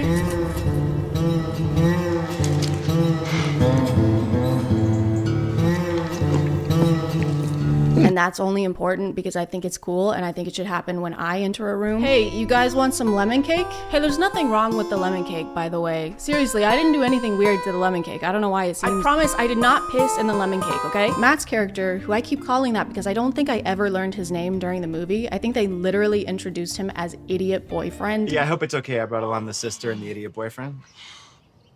Oh, pool time. More pool. So Idiot Boyfriend does some online researching about the mountain and realizes who AJ is and why he wanted to come here. It was you. The kid from those stories. Yeah? For some reason, he's excited to make this discovery, like it's a cool thing he just learned. You really don't know what happened to your parents? What? Dude, that is awesome. Wait, you're that kid whose parents got brutally murdered? Lucky. Mine are just alive and enjoying retirement, so that fucking sucks. After settling into camp and meeting bank robbers while being very casual about the fact that one of them is covered in blood, everybody goes to bed and starts doing the dirty and squirty very loudly. No! And while this is happening, Idiot Boyfriend gets stabbed in the neck, as if there wasn't enough penetrating going on in this campsite. Sam and AJ hear the scream and he gets to prove his mettle. Go check it out. Me? You're right, AJ. Your pregnant wife should be the one to investigate the murder sounds. When they get to the tent, they find no one inside and realize that AJ's brother and his wife are also missing. Sam is obviously stressed, and this is the first time in the movie where she's needed AJ's support and not the other way around. Babe, I'm starting to get worried. Hey, you know the song Freebird? That's Max's philosophy on life. Babe, don't worry about them being missing. Think about the song Freebird. They spend the next big part of the movie wandering around trying to find everyone and eventually finding them, just not in the most optimal condition, being alive-wise, because they're all dead.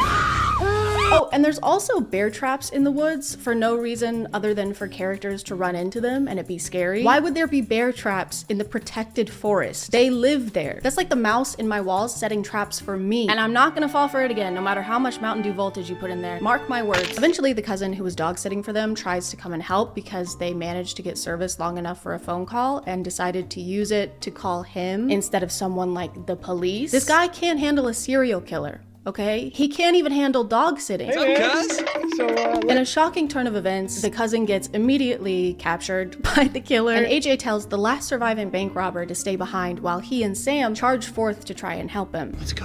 Stay here and cover us. Come on. Or maybe have your pregnant wife be the one who stays behind at a safe distance instead of this guy you don't know. Maybe have him run at the dangerous killer with you. It's whatever though, Sam ends up being fine, and by fine I mean she gets stabbed. While everyone has been getting viciously murdered, the two park rangers have been lollygagging. I don't have any other words to describe what is going on with them. They're driving to check on them because something suspicious was reported, but they do not have a single shred of urgency. Ah!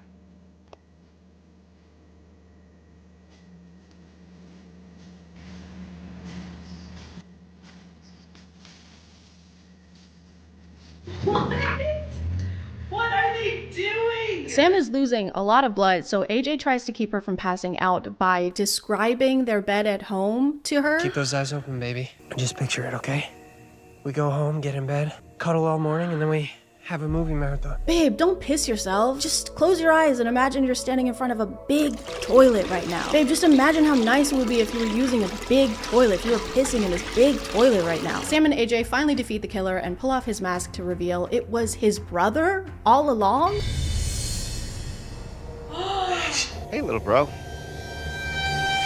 You're telling me this was fake? You're telling me this wasn't really his body? His brother reveals that the reason he killed their parents 20 years ago was because he was actually adopted, and when AJ's mom gave birth to him, they started paying more attention to AJ than they were to him. She called you her little miracle baby. It's like I didn't even exist anymore. So you killed them? Which doesn't make any fucking sense. If he was jealous of the parents giving more attention to the younger kid, wouldn't he want to murder him? Why would he kill his parents if he wanted them all to himself? Yeah, my parents haven't been giving me as much attention ever since my baby brother was born, so I killed them. And now they'll never give me any attention ever again. Problem solved. They end up having a tussle on the cliff where their parents died, and during that, his brother also falls off the cliff to his death. And that's actually a great way to bring this all full circle. He ended their parents' lives here 20 years ago, and now karma has caught up with him and he meets the same fate. Except that's not the ending. Instead, we jump forward like a year. They've had the baby, they've returned to normalcy. How do you feel otherwise, AJ? I'm doing great, Doc. Still no setbacks. All of your friends are dead. And then his brother just shows up again, alive. Hello, Sam. AJ says he sees him driving past while he's on the way to a business trip, but I think they forgot to film the actual shot of the actor, so it's just this. We could get a chalupa. What's happening? What's Hey, you see that guy driving? What? So they turn around and go back home with the least amount of urgency possible.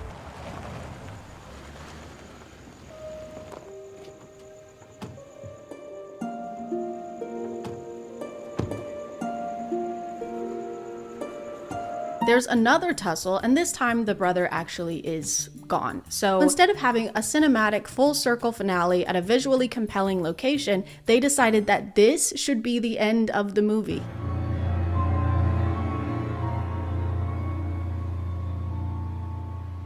That's the end? Not only were the last 20 minutes of this movie completely pointless, but I started to pick up on something very strange. Notice how we haven't seen any alien spacecrafts in this movie, or how not a single person has rode a bike, ridden a bike, rided a bike. It suddenly hit me that I had watched the wrong movie and that the last 2 hours of my life had been a complete waste. Do you have any idea how productive I could have been with that amount of time? I could have played 6 rounds of Fortnite with that amount of time, or 4 if I consistently made top 10, which is less likely. Moving on to the Matt Rife movie I was actually trying to watch. A renegade film? The title Trapped In is spelled with 2 N's because they're trapped in and in. Kind of like how Matt is spelled with 2 T's because his acting is 2T, like farts. In this one, Matt plays Connor, the newest addition to a biking team that's training for an undisclosed biking contest thing. They're probably gonna race, if I had to guess. Easy, Connor. You're gonna blow up or bite it, buddy. Connor and Greg are pulling away. That was awful. Connor seems to have some anger issues and also some beef with the team captain, Greg. Rolling with the pros now, pretty boy. The whole team and their coach travel to Andorra for a training trip at this isolated inn with little to no cell service and with innkeepers who are weirdly horned up. One of the innkeepers has clearly dubbed audio to the point that it sounds like she's in a video game cutscene. Welcome to the Auberge Piage. My name is Jean-Luc, and this is my lovely partner, Nathalie. Bienvenue. Welcome to a little inn. Welcome. My name is Jean-Luc, and this is my partner, Natalie. It's me, Mario! They give the team a tour of the inn, and they get to meet the other guests. Over here is the pool. You see, we have still a few guests. Oh my god! As you can see, our inn is very isolated, so we don't get many guests, aside from 15 of the most gorgeous women you've ever seen in your entire life. We then get a pool party scene that goes on for way too long.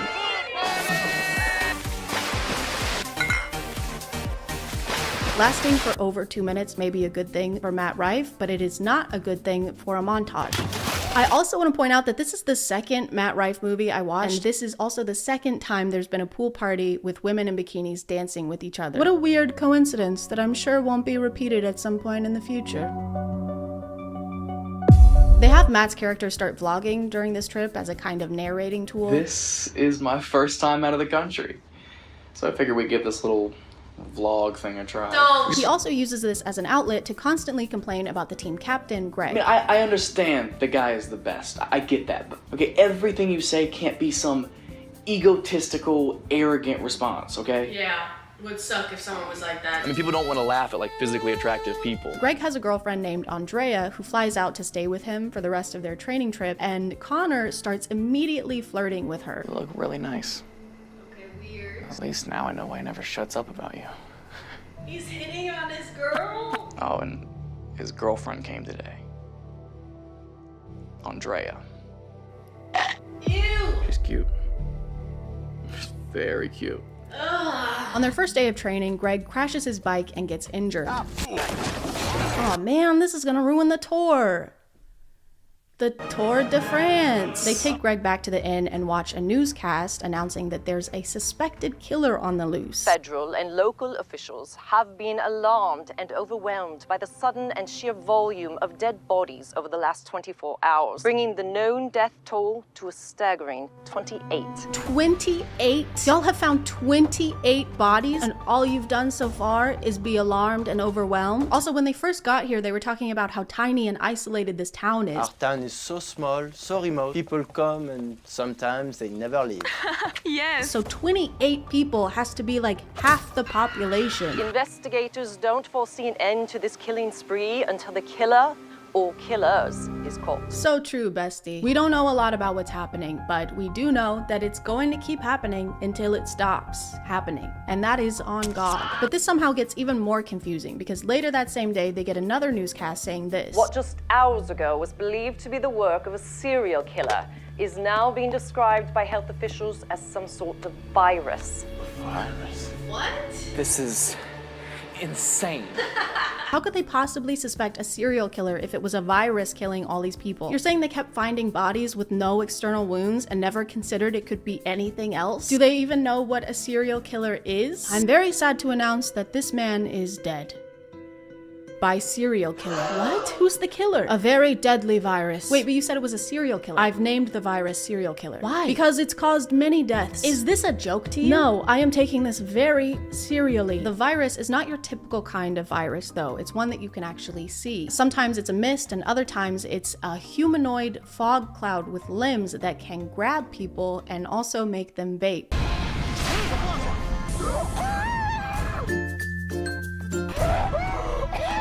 Oh no, watch out, it's a virus! And it's gonna make you lit as hell! They stay in the inn for weeks, waiting for some kind of news that it's safe to go out or that the virus has been contained, during which Connor keeps making vlogs that are usually spliced with him doing workouts furiously. I'm losing my shit. I don't know if anything matters anymore. It's today the day we die. What is he doing? Eventually, he moves his camera to a shelf in the bathroom so he can vlog while looking at himself in the mirror. So we just try to keep things as normal as possible. Which is probably his best acting in the movie so far, because he's not acting. This is his morning routine. Eventually, the virus gets everyone except for Connor, Greg, the team captain, who's been injured for months with no professional medical attention, and Andrea, who has a habit of screaming at the top of her lungs anytime the virus gets someone. Coach. Don't scream. At this point, it's been months and they've been running out of food for a while when Connor decides to reveal that his parents were survivalists, and so he knows how to forage for food. My parents were survivalists. I mean, there's plenty of mushrooms and edible plants all around this area that we could eat. Oh, no, no, no. And they don't want him to do that because the virus is still around and it's dangerous to go outside. But eventually they completely run out of food. So he takes a home goods basket and makes them a full course meal with 2 mushrooms. He found a whole onion while he was foraging? So thanks to Matt being in his trad rife era, he and Greg are finally able to make some kind of amends. This is actually really fucking delicious. It's so amazing, Connor. We definitely should have listened to you sooner. Yeah, you did really good, kid. Did Matt write this movie? Yeah. But after this, they get another newscast with another update. It appears the authorities have finished their investigation into the multitude of deaths originally assumed to be caused by a virus. Experts are now saying we are being invaded by a species of extraterrestrial origins. We have no further information at this time. What kind of experts do they have working on this? I don't think they have their greatest minds on this case. It has been months, and they just now realized that this can't be fought with a vaccine. We've tried NyQuil, we've tried Dayquil, I don't know what else. That's what's been behind the mist this entire time? Fucking aliens? Well, no one said you have to do that. I really don't know how Greg has made it this far, because again, he's had open wounds on his back for months. And that's fine. He's gonna be fine. As long as he likes having sepsis. Oh my god, sepsis? What are you doing on my back? Killing you slowly. Oh no, I'm stuck. Sepsis? That's the muscle atrophy setting in. And I get a trophy? That's so sick. Unfortunately, Greg does not make it for much longer. It could have been his injuries. It could have been eating mushrooms given to him by a frat guy. He gives Connor a whole speech about how he's gonna have to be the one to take care of Andrea, and basically gives him his blessing for them to be together. I know how you feel about her. It's okay. It's okay. I promise. It's kind of like he bequeaths Andrea to Connor like you would a family heirloom, like a piece of furniture. And that's the most romantic thing you could do. We skip forward 2 more months and Connor is asking himself the really important questions, like how long am I supposed to f***ing wait before I make a move on this grieving woman? I've felt this way about her since literally the day she got here. How long until I'm supposed to make a move? What? That's what you're worried about right now? He also thinks that he and Andrea were destined to be together. Trying my best to take care of Andrea, but it just doesn't feel right. I know it sounds corny, but maybe it was meant to be. Tell me that's coincidence that we're the last 2 left. Hey, I know your partner just died or whatever, but have you ever considered that was supposed to happen? Have you ever thought about how maybe it's good that that happened so that me and you could bang? So maybe he just needed to get out of the way. Maybe it's good he's not around anymore. The last 20 minutes of this movie are dedicated to Connor and Andrea ending up together. He makes a move by cooking her a romantic dinner of spaghetti noodles and meat sauce that he foraged in the woods. Well, this looks amazing. Thank you. Literally cashews and lettuce.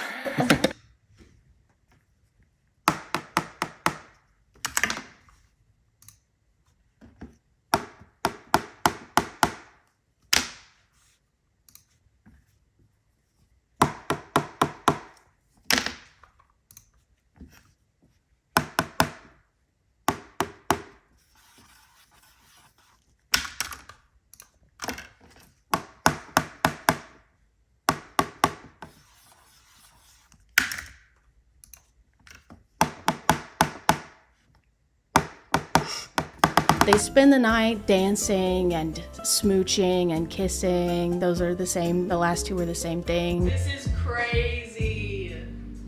We just spent this movie waiting for her boyfriend to die. And while they're in the middle of this, the aliens return and begin to beam them up into the spaceship, the alien spaceship. But then they stop doing that. They change their mind. They decide against it. And then they leave. To explain why the aliens had a change of heart when it came to these two when it's been ruthlessly taking everyone else out, the movie says, hey, don't worry about it. Don't worry about it, toots. When the beam of light came down from the craft and it hit us, I got this, like, I don't know, download, like a telepathic connection. Why it spared us, that I don't know. Oh, great, you don't know. Apparently, all of this was caused by AI. The crafts were controlled by artificial intelligence. And it's over now. We are now getting reports from all over the globe saying the alien crafts are gone. Experts are baffled. We are now receiving reports that this movie is over now, and so are we. We don't know how to end it, so stop asking us any questions. Also, experts are baffled, so that's pretty on brand for them because it's all they've been this entire time. I didn't realize this until the credits, but Matt Rife actually produced this movie, which means he probably had a direct hand in having someone say, you were right. You've been right this whole time. We should have listened to you sooner. Promise me when I'm gone that you'll sleep with my girlfriend. After this, I thought I was done with Matt Rife movies until my friend sent me another Matt Rife movie on Tubi. If I can even call them that at this point, these are not the actions of someone who wants me to thrive. Could I have stopped after Trapped In since it was the movie I meant to watch and there was more than enough material in there to make a whole video about? Yes. But now I had seen 2 of them and I started to wonder, did I just get unlucky? Or is every Matt Rife movie terrible? I had to watch this movie multiple times because the first time I watched it, I was trying not to throw up. Not because of how bad the movie is, but because I was drinking a couple glasses of Josh wine and immediately got so sick. So I don't recommend that wine, and I don't recommend this movie. Guys, if I had $1 for every Matt Rife movie that starts with a guy recounting a traumatic event to his therapist who wears glasses and has plants behind him in order to remember more details about said traumatic event, then I would have $2. And I couldn't afford a carton of eggs. This guy is named Wayne, and he's actually not our main character. In fact, he's not in this movie at all, really. All the movie really wants us to know at this point is that Wayne is in a psych ward and has been since he was humiliated and bullied by a group of kids from his high school. Oh, and they also want us to know that he hit someone in the head with a food tray. I love that the sound effect sounds like he hit them with a concrete block, but when he tosses it down, it's the thinnest, flimsiest plastic. The main characters of this movie are actually the high schoolers who did this to Wayne. That's right, we get to spend the whole movie with the bad guys. Everyone in the friend group is an influencer or an aspiring one, so they're all trying to get to 500K on InstaTalk by doing things like this.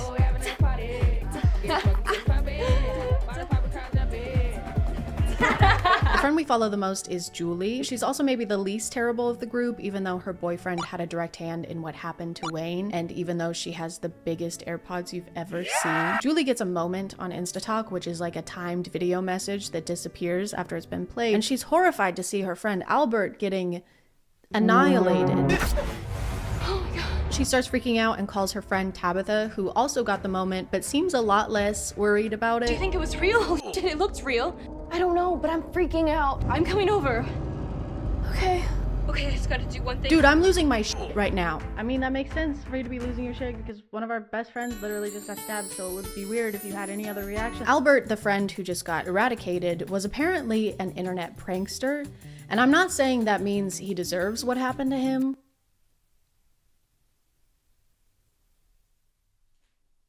I'm not saying that. Because Albert is known for doing some pretty over-the-top pranks, they don't really do anything about the fact that they saw this video. It takes them an entire day to even try and call him, and when Julie suggests it, her boyfriend acts like she's crazy. Should we call him?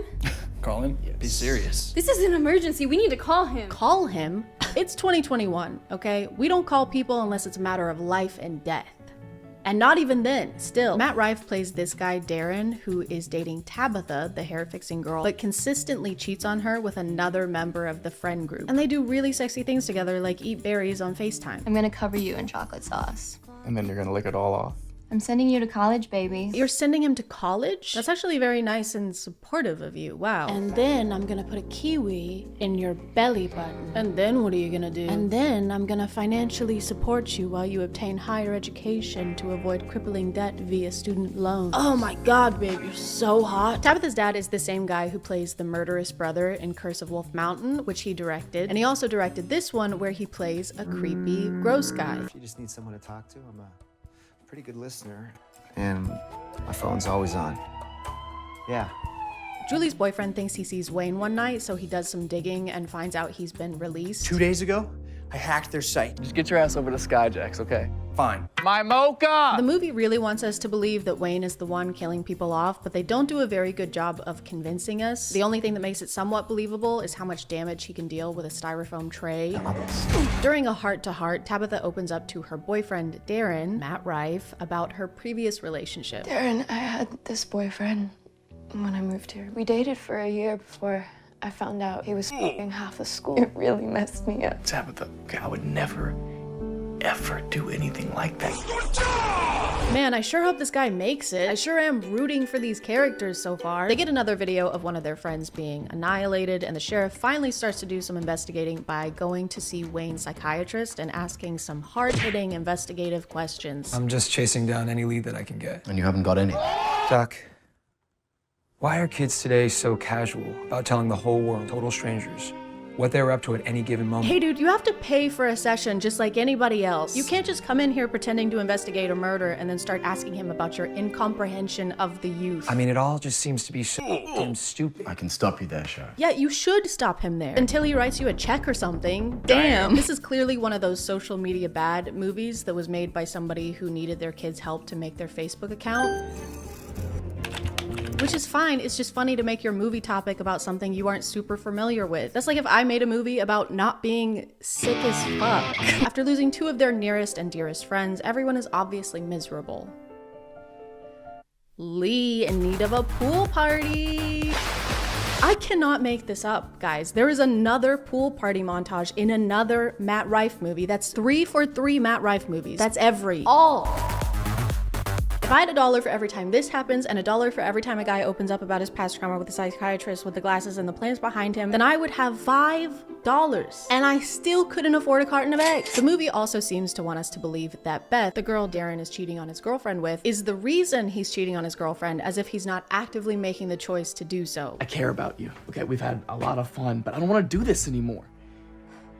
I don't know how much more obvious I could possibly be. I don't know, man. Maybe by not going with her to her house? Maybe by not cheating on your girlfriend with her for all this time? For this whole time? I know I came over here and I started making out with you, and also some of our clothes are off, but I don't want to cheat on my girlfriend. Why would you possibly think that? They eventually explain what happened with Wayne to Tabitha because they still believe it's him doing this to their friends. The whole thing was live streamed and filmed with multiple cameras, including the ones held by Julie's boyfriend and Darren. Also, Matt Rife almost trips here twice. Please be careful, Matt. The ground is rife with shrubbery. Julie tries to get rid of Tabitha's suspicions that Darren is cheating on her by saying he would never do that because she's super hot. He worships you. He's really vain and you're the hottest girl ever. And as we all know, guys only cheat on ugly girls. And that's proven fact. After Darren ends his affair with Beth, is that an affair if you're not married? It's not a fair either way. After Darren ends it with Beth, she wants some kind of revenge, so she goes to Tabitha's house to do things with her father. Once again, Beth is a high schooler. Okay, so this is very weird and bad and gross. But then the killer shows up and then kills him. So that's good, but it's definitely a choice to be the director and cast yourself in a role where you get to make out with a woman half your age. Especially when, aside from this, the dad has nothing to do with the story. So for this scene, we're gonna be pretending to give any cash we might have in our wallets to the guy asking us for any cash we might have in our wallets. And to play this character, I've chosen me. Does this advance the plot in any way? Yes, it is an advance for me. The finale of this movie is like trying to open a pickle jar and then spinning in a circle and then starting to braid your hair. because it's twist after twist after twist. We finally get the reveal that the killer has been this guy all along. You know, this guy that we all remember and haven't forgotten because he's had so little screen time. He says that it's to get them back for letting him take the fall for what happened to Wayne, but he's the one who literally orchestrated the whole thing and live streamed the whole thing to his audience, so I don't understand what he thought was gonna happen there. Except wait, we get another reveal that he has an accomplice who turns on him, sadly. And who is that accomplice? It's Tabitha! And her motivation is that she knew this entire time that Darren was cheating on her and thought that the friend group was lying to her about it, which they were, except for Julie. At some point in all this chaos, Wayne finds Julie to try and warn her about the killer. Not the best timing, Wayne. There's been some signs. And she's scared at first, but she has the realization that it's not Wayne doing this to them, just in time for her dumbass boyfriend to burst through the door and kill Wayne. No! They made his life miserable, and then you have him die at the hands of the guy who did the life miserabling. And what's even worse is that the only two people to survive after defeating Tabitha are Julie and her dumbass boyfriend. That's right, Jeremy makes it out of this alive. Isn't that amazing news? Doesn't that feel right and good and balanced and balanced? They even get a happy romantic ending scene together.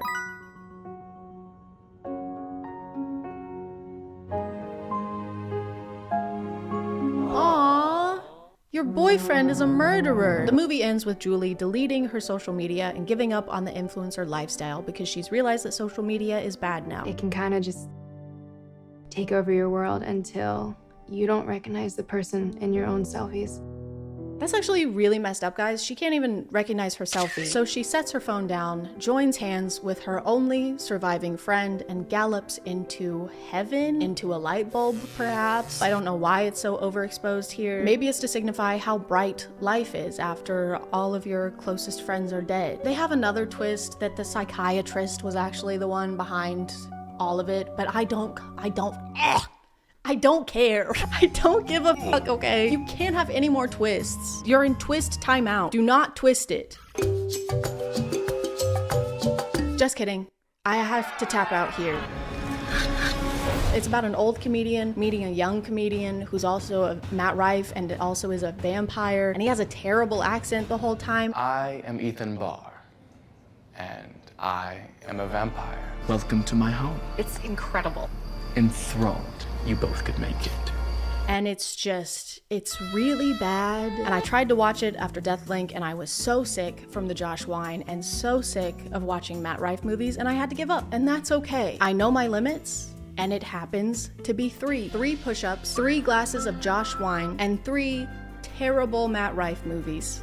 Okay, technically 4.5 movies because I actually did finish the Don't Suck movie, and then I also watched half of a movie he was in called The Elevator, where Eric Roberts is his dad and he's trapped in an elevator, and his wife, who's Matt Rife's mom, is the same age as Matt Rife. And they were so bad that I can't let you think I didn't actually watch those. I need somebody to know that I did that. His dad is only trapped in the elevator for a few hours. He starts writing a letter to his family. By the time you find this letter, I'm not sure if I'll still be here. So now you know that information, and I don't feel any better still. So I'm gonna call it there, guys. This was a little bit longer of a video than I'm used to making, so let me know if that's cool with you or if you hated it. Actually, don't tell me if you hated it because I can't regulate my emotions well enough to move past that kind of feedback. Thank you for subscribing, and if you are still here, thank you so much for watching. I appreciate you clicking on my videos out of all the videos that are on here, and I'll see you next time. Okay, bye. Hey guys, and welcome back to Boat of These Nuts. A cringe. My name is ChadChad. And lately, everyone on TikTok has been freaking out about a cruise ship. Can you imagine the type of drama that's gonna happen on that boat? Oh my god, the Saturn age of the seas is being hit by a storm. They're not letting us out on deck. I made an ultimate world cruise bingo card. I hate it here. That's insane. Yes, it started weeks ago. Yes, I am late. Yes, I recently started playing Fortnite and it's all I can think about. But this isn't just any kind of cruise. This is the ultimate world cruise. Cruise. And you might be thinking, well, why is everyone talking about this? It's just a boat, right? People go on boats all the time and nothing has ever gone wrong with that historically. However, this cruise has been causing some buzz because it lasts for 9 months, almost a whole year, which kind of makes it less of a vacation and more of an expedition. What are we gonna do today? Relax. And what are we gonna do next month? Relax. And what are we gonna do next year? Relax. Still. Most people are lucky to get even a week of vacation, so 9 whole months is a pretty big deal. And you know what they say, you can never get too much of a good thing, especially when the good thing is living in confined spaces for long periods of Our time. bathroom is really tiny, but we make it work. So we're gonna be in this cabin for 9 months, so obviously I had to spruce it up so we won't looking at the plain walls all the time. My parents would wash and reuse Ziploc bags, so I've obviously never been on a cruise. So when I started watching videos about this one, I realized that these things are bonkers. I had no idea that these things are basically floating versions of Las Vegas. They have these huge ceilings and casinos, glass chandeliers, and slot machines. Sometimes they even have shopping malls. These boats would have Danny Ocean foaming at the mouth. Well, actually, he's dead, so he's probably foaming all over. And because I got so deep into the 9-month cruise lore, TikTok just thinks I want to go on a cruise now and keeps showing me videos of other cruise ships. They have go-kart tracks and a water park. When did these get so intense? They aren't even boat-shaped anymore. This looks like you could use it to dehydrate meat. This is not at all what I pictured cruises being like. Whenever people talked about them, I just assumed it was like the sea version of camping. Like being away at sea is just not something we have to do anymore. I don't think people in the 1600s would have opted for that if they knew about Delta Airlines. Dearest children, it's day 197 of our vacation. Yesterday, we lost only 5 to scurvy. Things are finally looking up. There's a witch on board spouting about how we need fruits or whatever. Says we need more vitamin C, but we have quite enough C. Thank you very much. Anyway, we fed her to the sharks. Missy lots. On top of it being 9 months long, people were also shocked to find out how much the Ultimate World Cruise was charging its passengers. That is 274 nights where you see 11 world wonders and you get to visit over 60 countries. The cheapest package for the whole 9 months is around $60,000, and I'm pretty sure this is the room you get at that price point. Come on in. And obviously, as an interior cabin, you know, we had to bring the outside in, so we did that with some help from IKEA. Shout out to their plant walls. So for the cheapest package, you're essentially paying $6,666 per month, which is the number of a beast and a beast of a number. I'm sure a lot of things like food and activities are included in this, but this room is tiny. It has no windows. If I want to spend $7K to sleep on a bunk bed, I can just go back to college. If you move up a tier, the junior suite start at $117,000, but if you want guaranteed windows, you can get the royal package for $760,000. That's it. This package includes top-notch living spaces, unparalleled accommodations, and complimentary services like getting to board the life rafts before the stinky poor people. For legal reasons, this is a joke and not a service offered by the Ultimate World Cruise. I'm sure they treat every passenger equally and would never sue a YouTuber. A lot of the ship's passengers started posting videos to kind of document their journey, including ship tours. The Centrum is also just the main meeting area for any big party that the ship is having. So a few other things on Deck 5 is Next Cruise, which is where you can book your next cruise. They even have a place dedicated to where you can book your next cruise in case you're still feeling a little too financially stable. Because if there's one thing I love to do on vacation, it's pay for a whole nother vacation. The passengers have also been posting videos to give us an idea of what the food is like. That was like an American night, so look what my husband had. That burger looks so good. The ship has a buffet that's included in everyone's package, and if you want some variety, there are restaurants you can eat at for extra money. But if you have the royal package, you get to eat the freshest members of the basic package. For legal reasons, this is a joke and not a service offered by the Ultimate World Cruise. I'm sure they eat every passenger equally. The cruise only left Miami on December 10th, but some people already seem kind of over it. Here we are at day 46, 47, 48, whatever we're at, and yeah, I finally got sick of the food about 2 weeks ago, and I'm eating a whole lot less. They've been hitting so many storms that it's affecting how much they can port and actually travel on land. It also means that there's a lot of seasickness. As we head through the Drake Passage, the winds are high and the ship is rocking. Seasick bags are at every stairwell and elevator at the ready. And I was gonna say that a vacation where everyone's throwing up doesn't sound great, but they did start in Miami and it's pretty customary there. The storms have gotten bad enough that they've caused flooding inside the ship. Things got a little tense. Elevators shut down.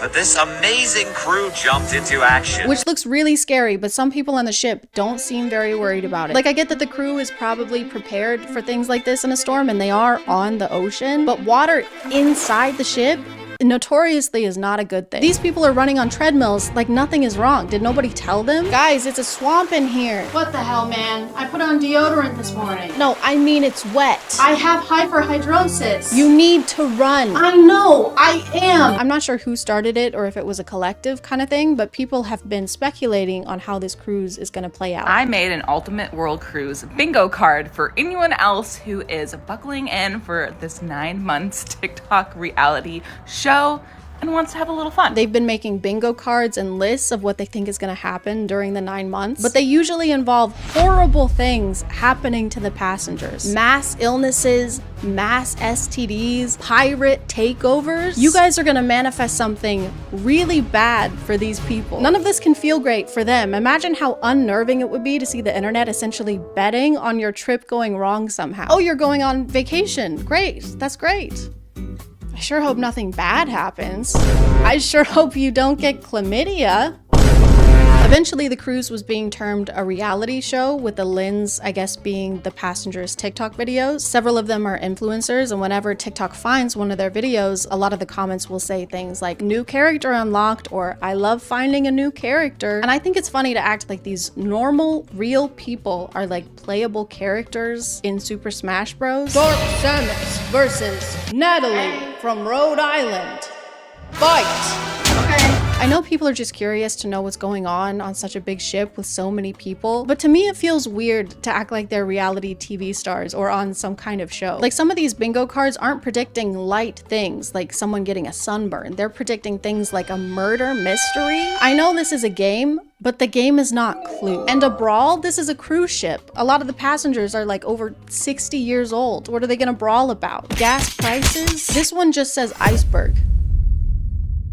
Are y'all okay? Here's just some more examples of a bingo card. Heart attack or stroke. Fire. Port kidnapping. Man overboard. Parasites. Flesh-eating bacteria. Alcohol poisoning. Rats or mice. Overdose. Do you want these things to happen? I'm not a very spiritual person, but I genuinely feel the need to make a positive bingo card to try and cancel out the energy they've been sending their way. So I went ahead and made my own. I predict there will be a kidnapping of our hearts. Fire.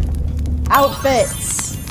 Slay queen. A viral outbreak of spontaneous dancing and song. Why is this thing flaccid? Stay erect, please. Flesh-eating bacteria, but the only flesh they eat is hangnails and like dandruff, so it's really, really helpful actually. Overdose. Jesus Christ. Overdose on joy and happiness. Send this to 10 of your friends or your phone will break and your mom will turn into Skimpy Toilet.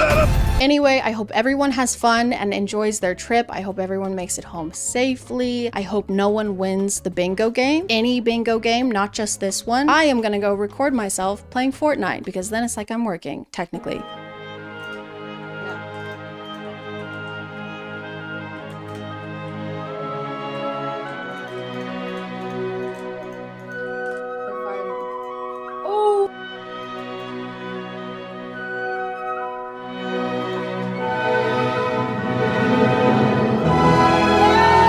Okay, bye. Hey guys, and welcome back to My name is ChadChad. And today we're gonna be learning some girl facts, some facts about girls, some things that are exclusive to only girls, some girl facts. What are girls? Some of you might not be familiar. Girls are very complicated. Sometimes they'll say really cryptic things like, "I wish you would pay more attention to me," or "I'm hungry." Like, okay.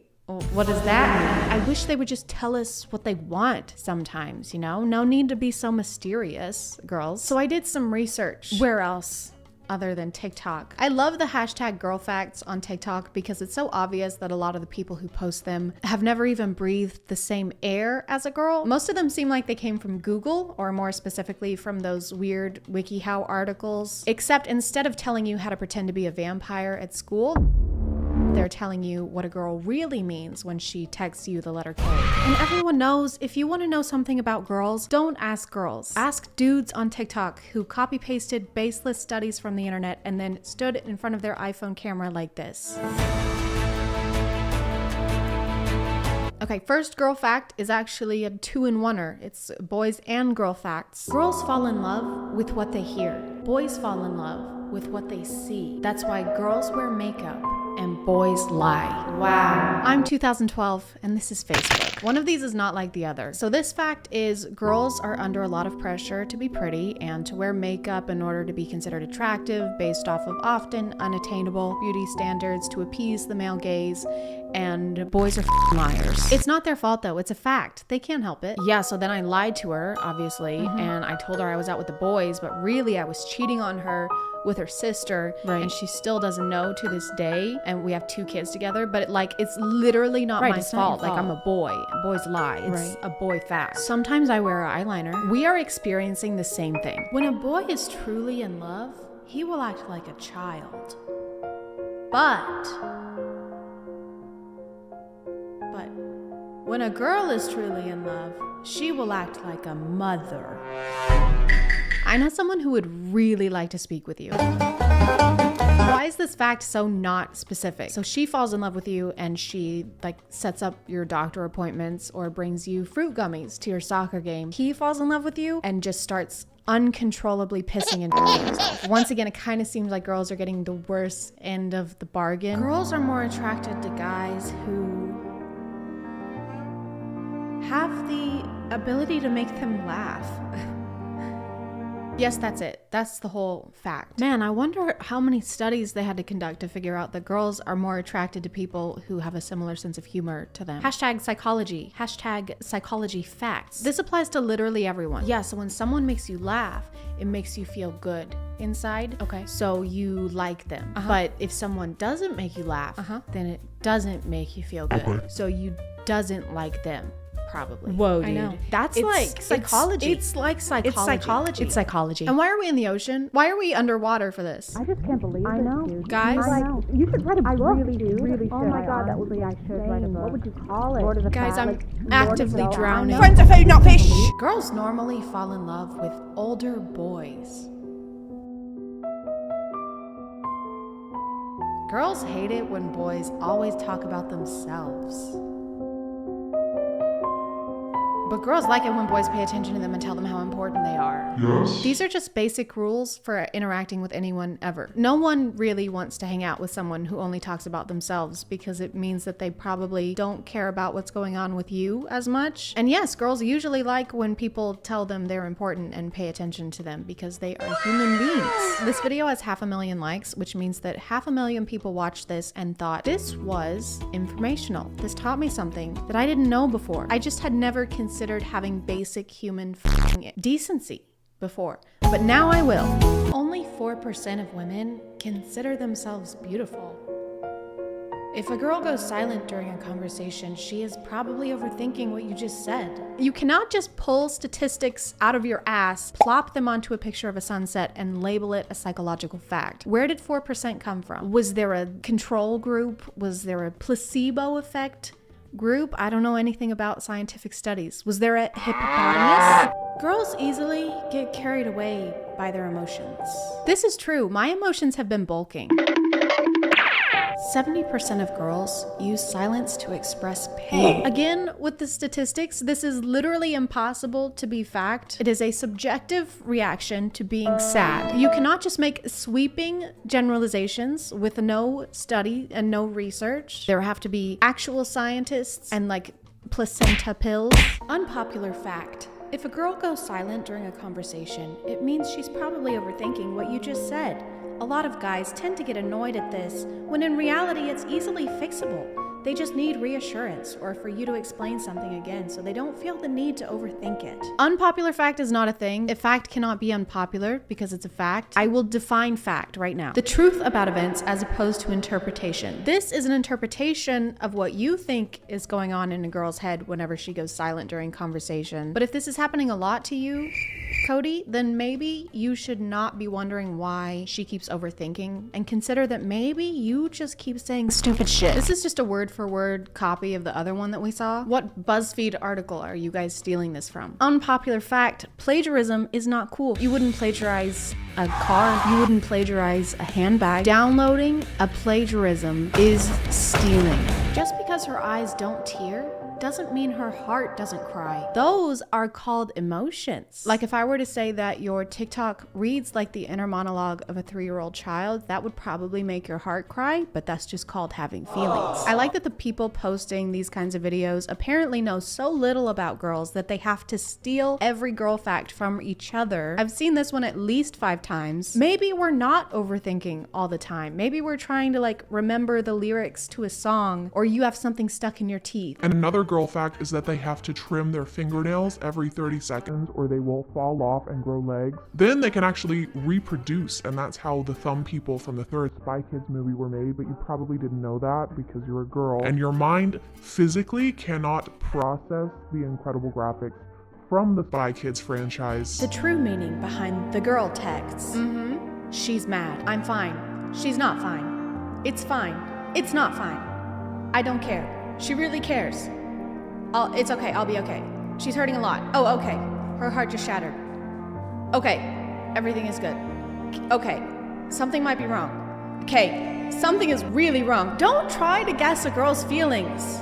Always ask her. So I'm kind of starting to get mixed signals. You said if a girl says she's fine, then she's not fine, and just to go with the opposite of whatever she says. But now you're saying that we should just ask her and never assume. So your girl fact is just to ask a girl. But we came to you for girl facts. We came for your expertise. We're not going to be able to learn about girls anywhere else. Girls want nothing more than to feel loved. I mean, I can think of a couple things. We might also want basic respect, safety. Safety is nice. Equal pay.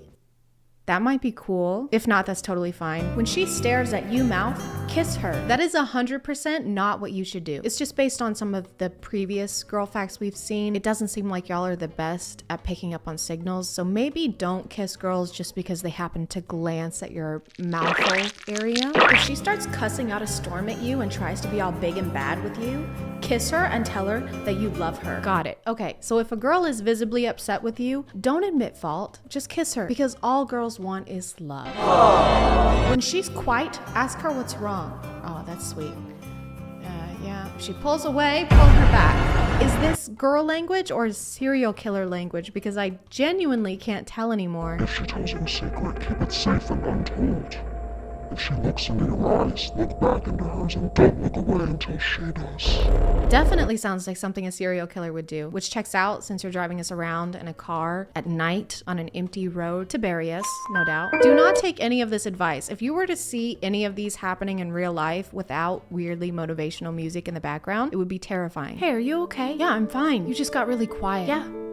Yes, I did. If you're overthinking something I said, I do not care about anything you've said ever. It's gonna be okay, okay? I'm here to protect you. Okay, I'm just trying to diffuse this, okay? And if I make one wrong move, the whole world will literally end, so I could really use some silence right now, okay? Okay.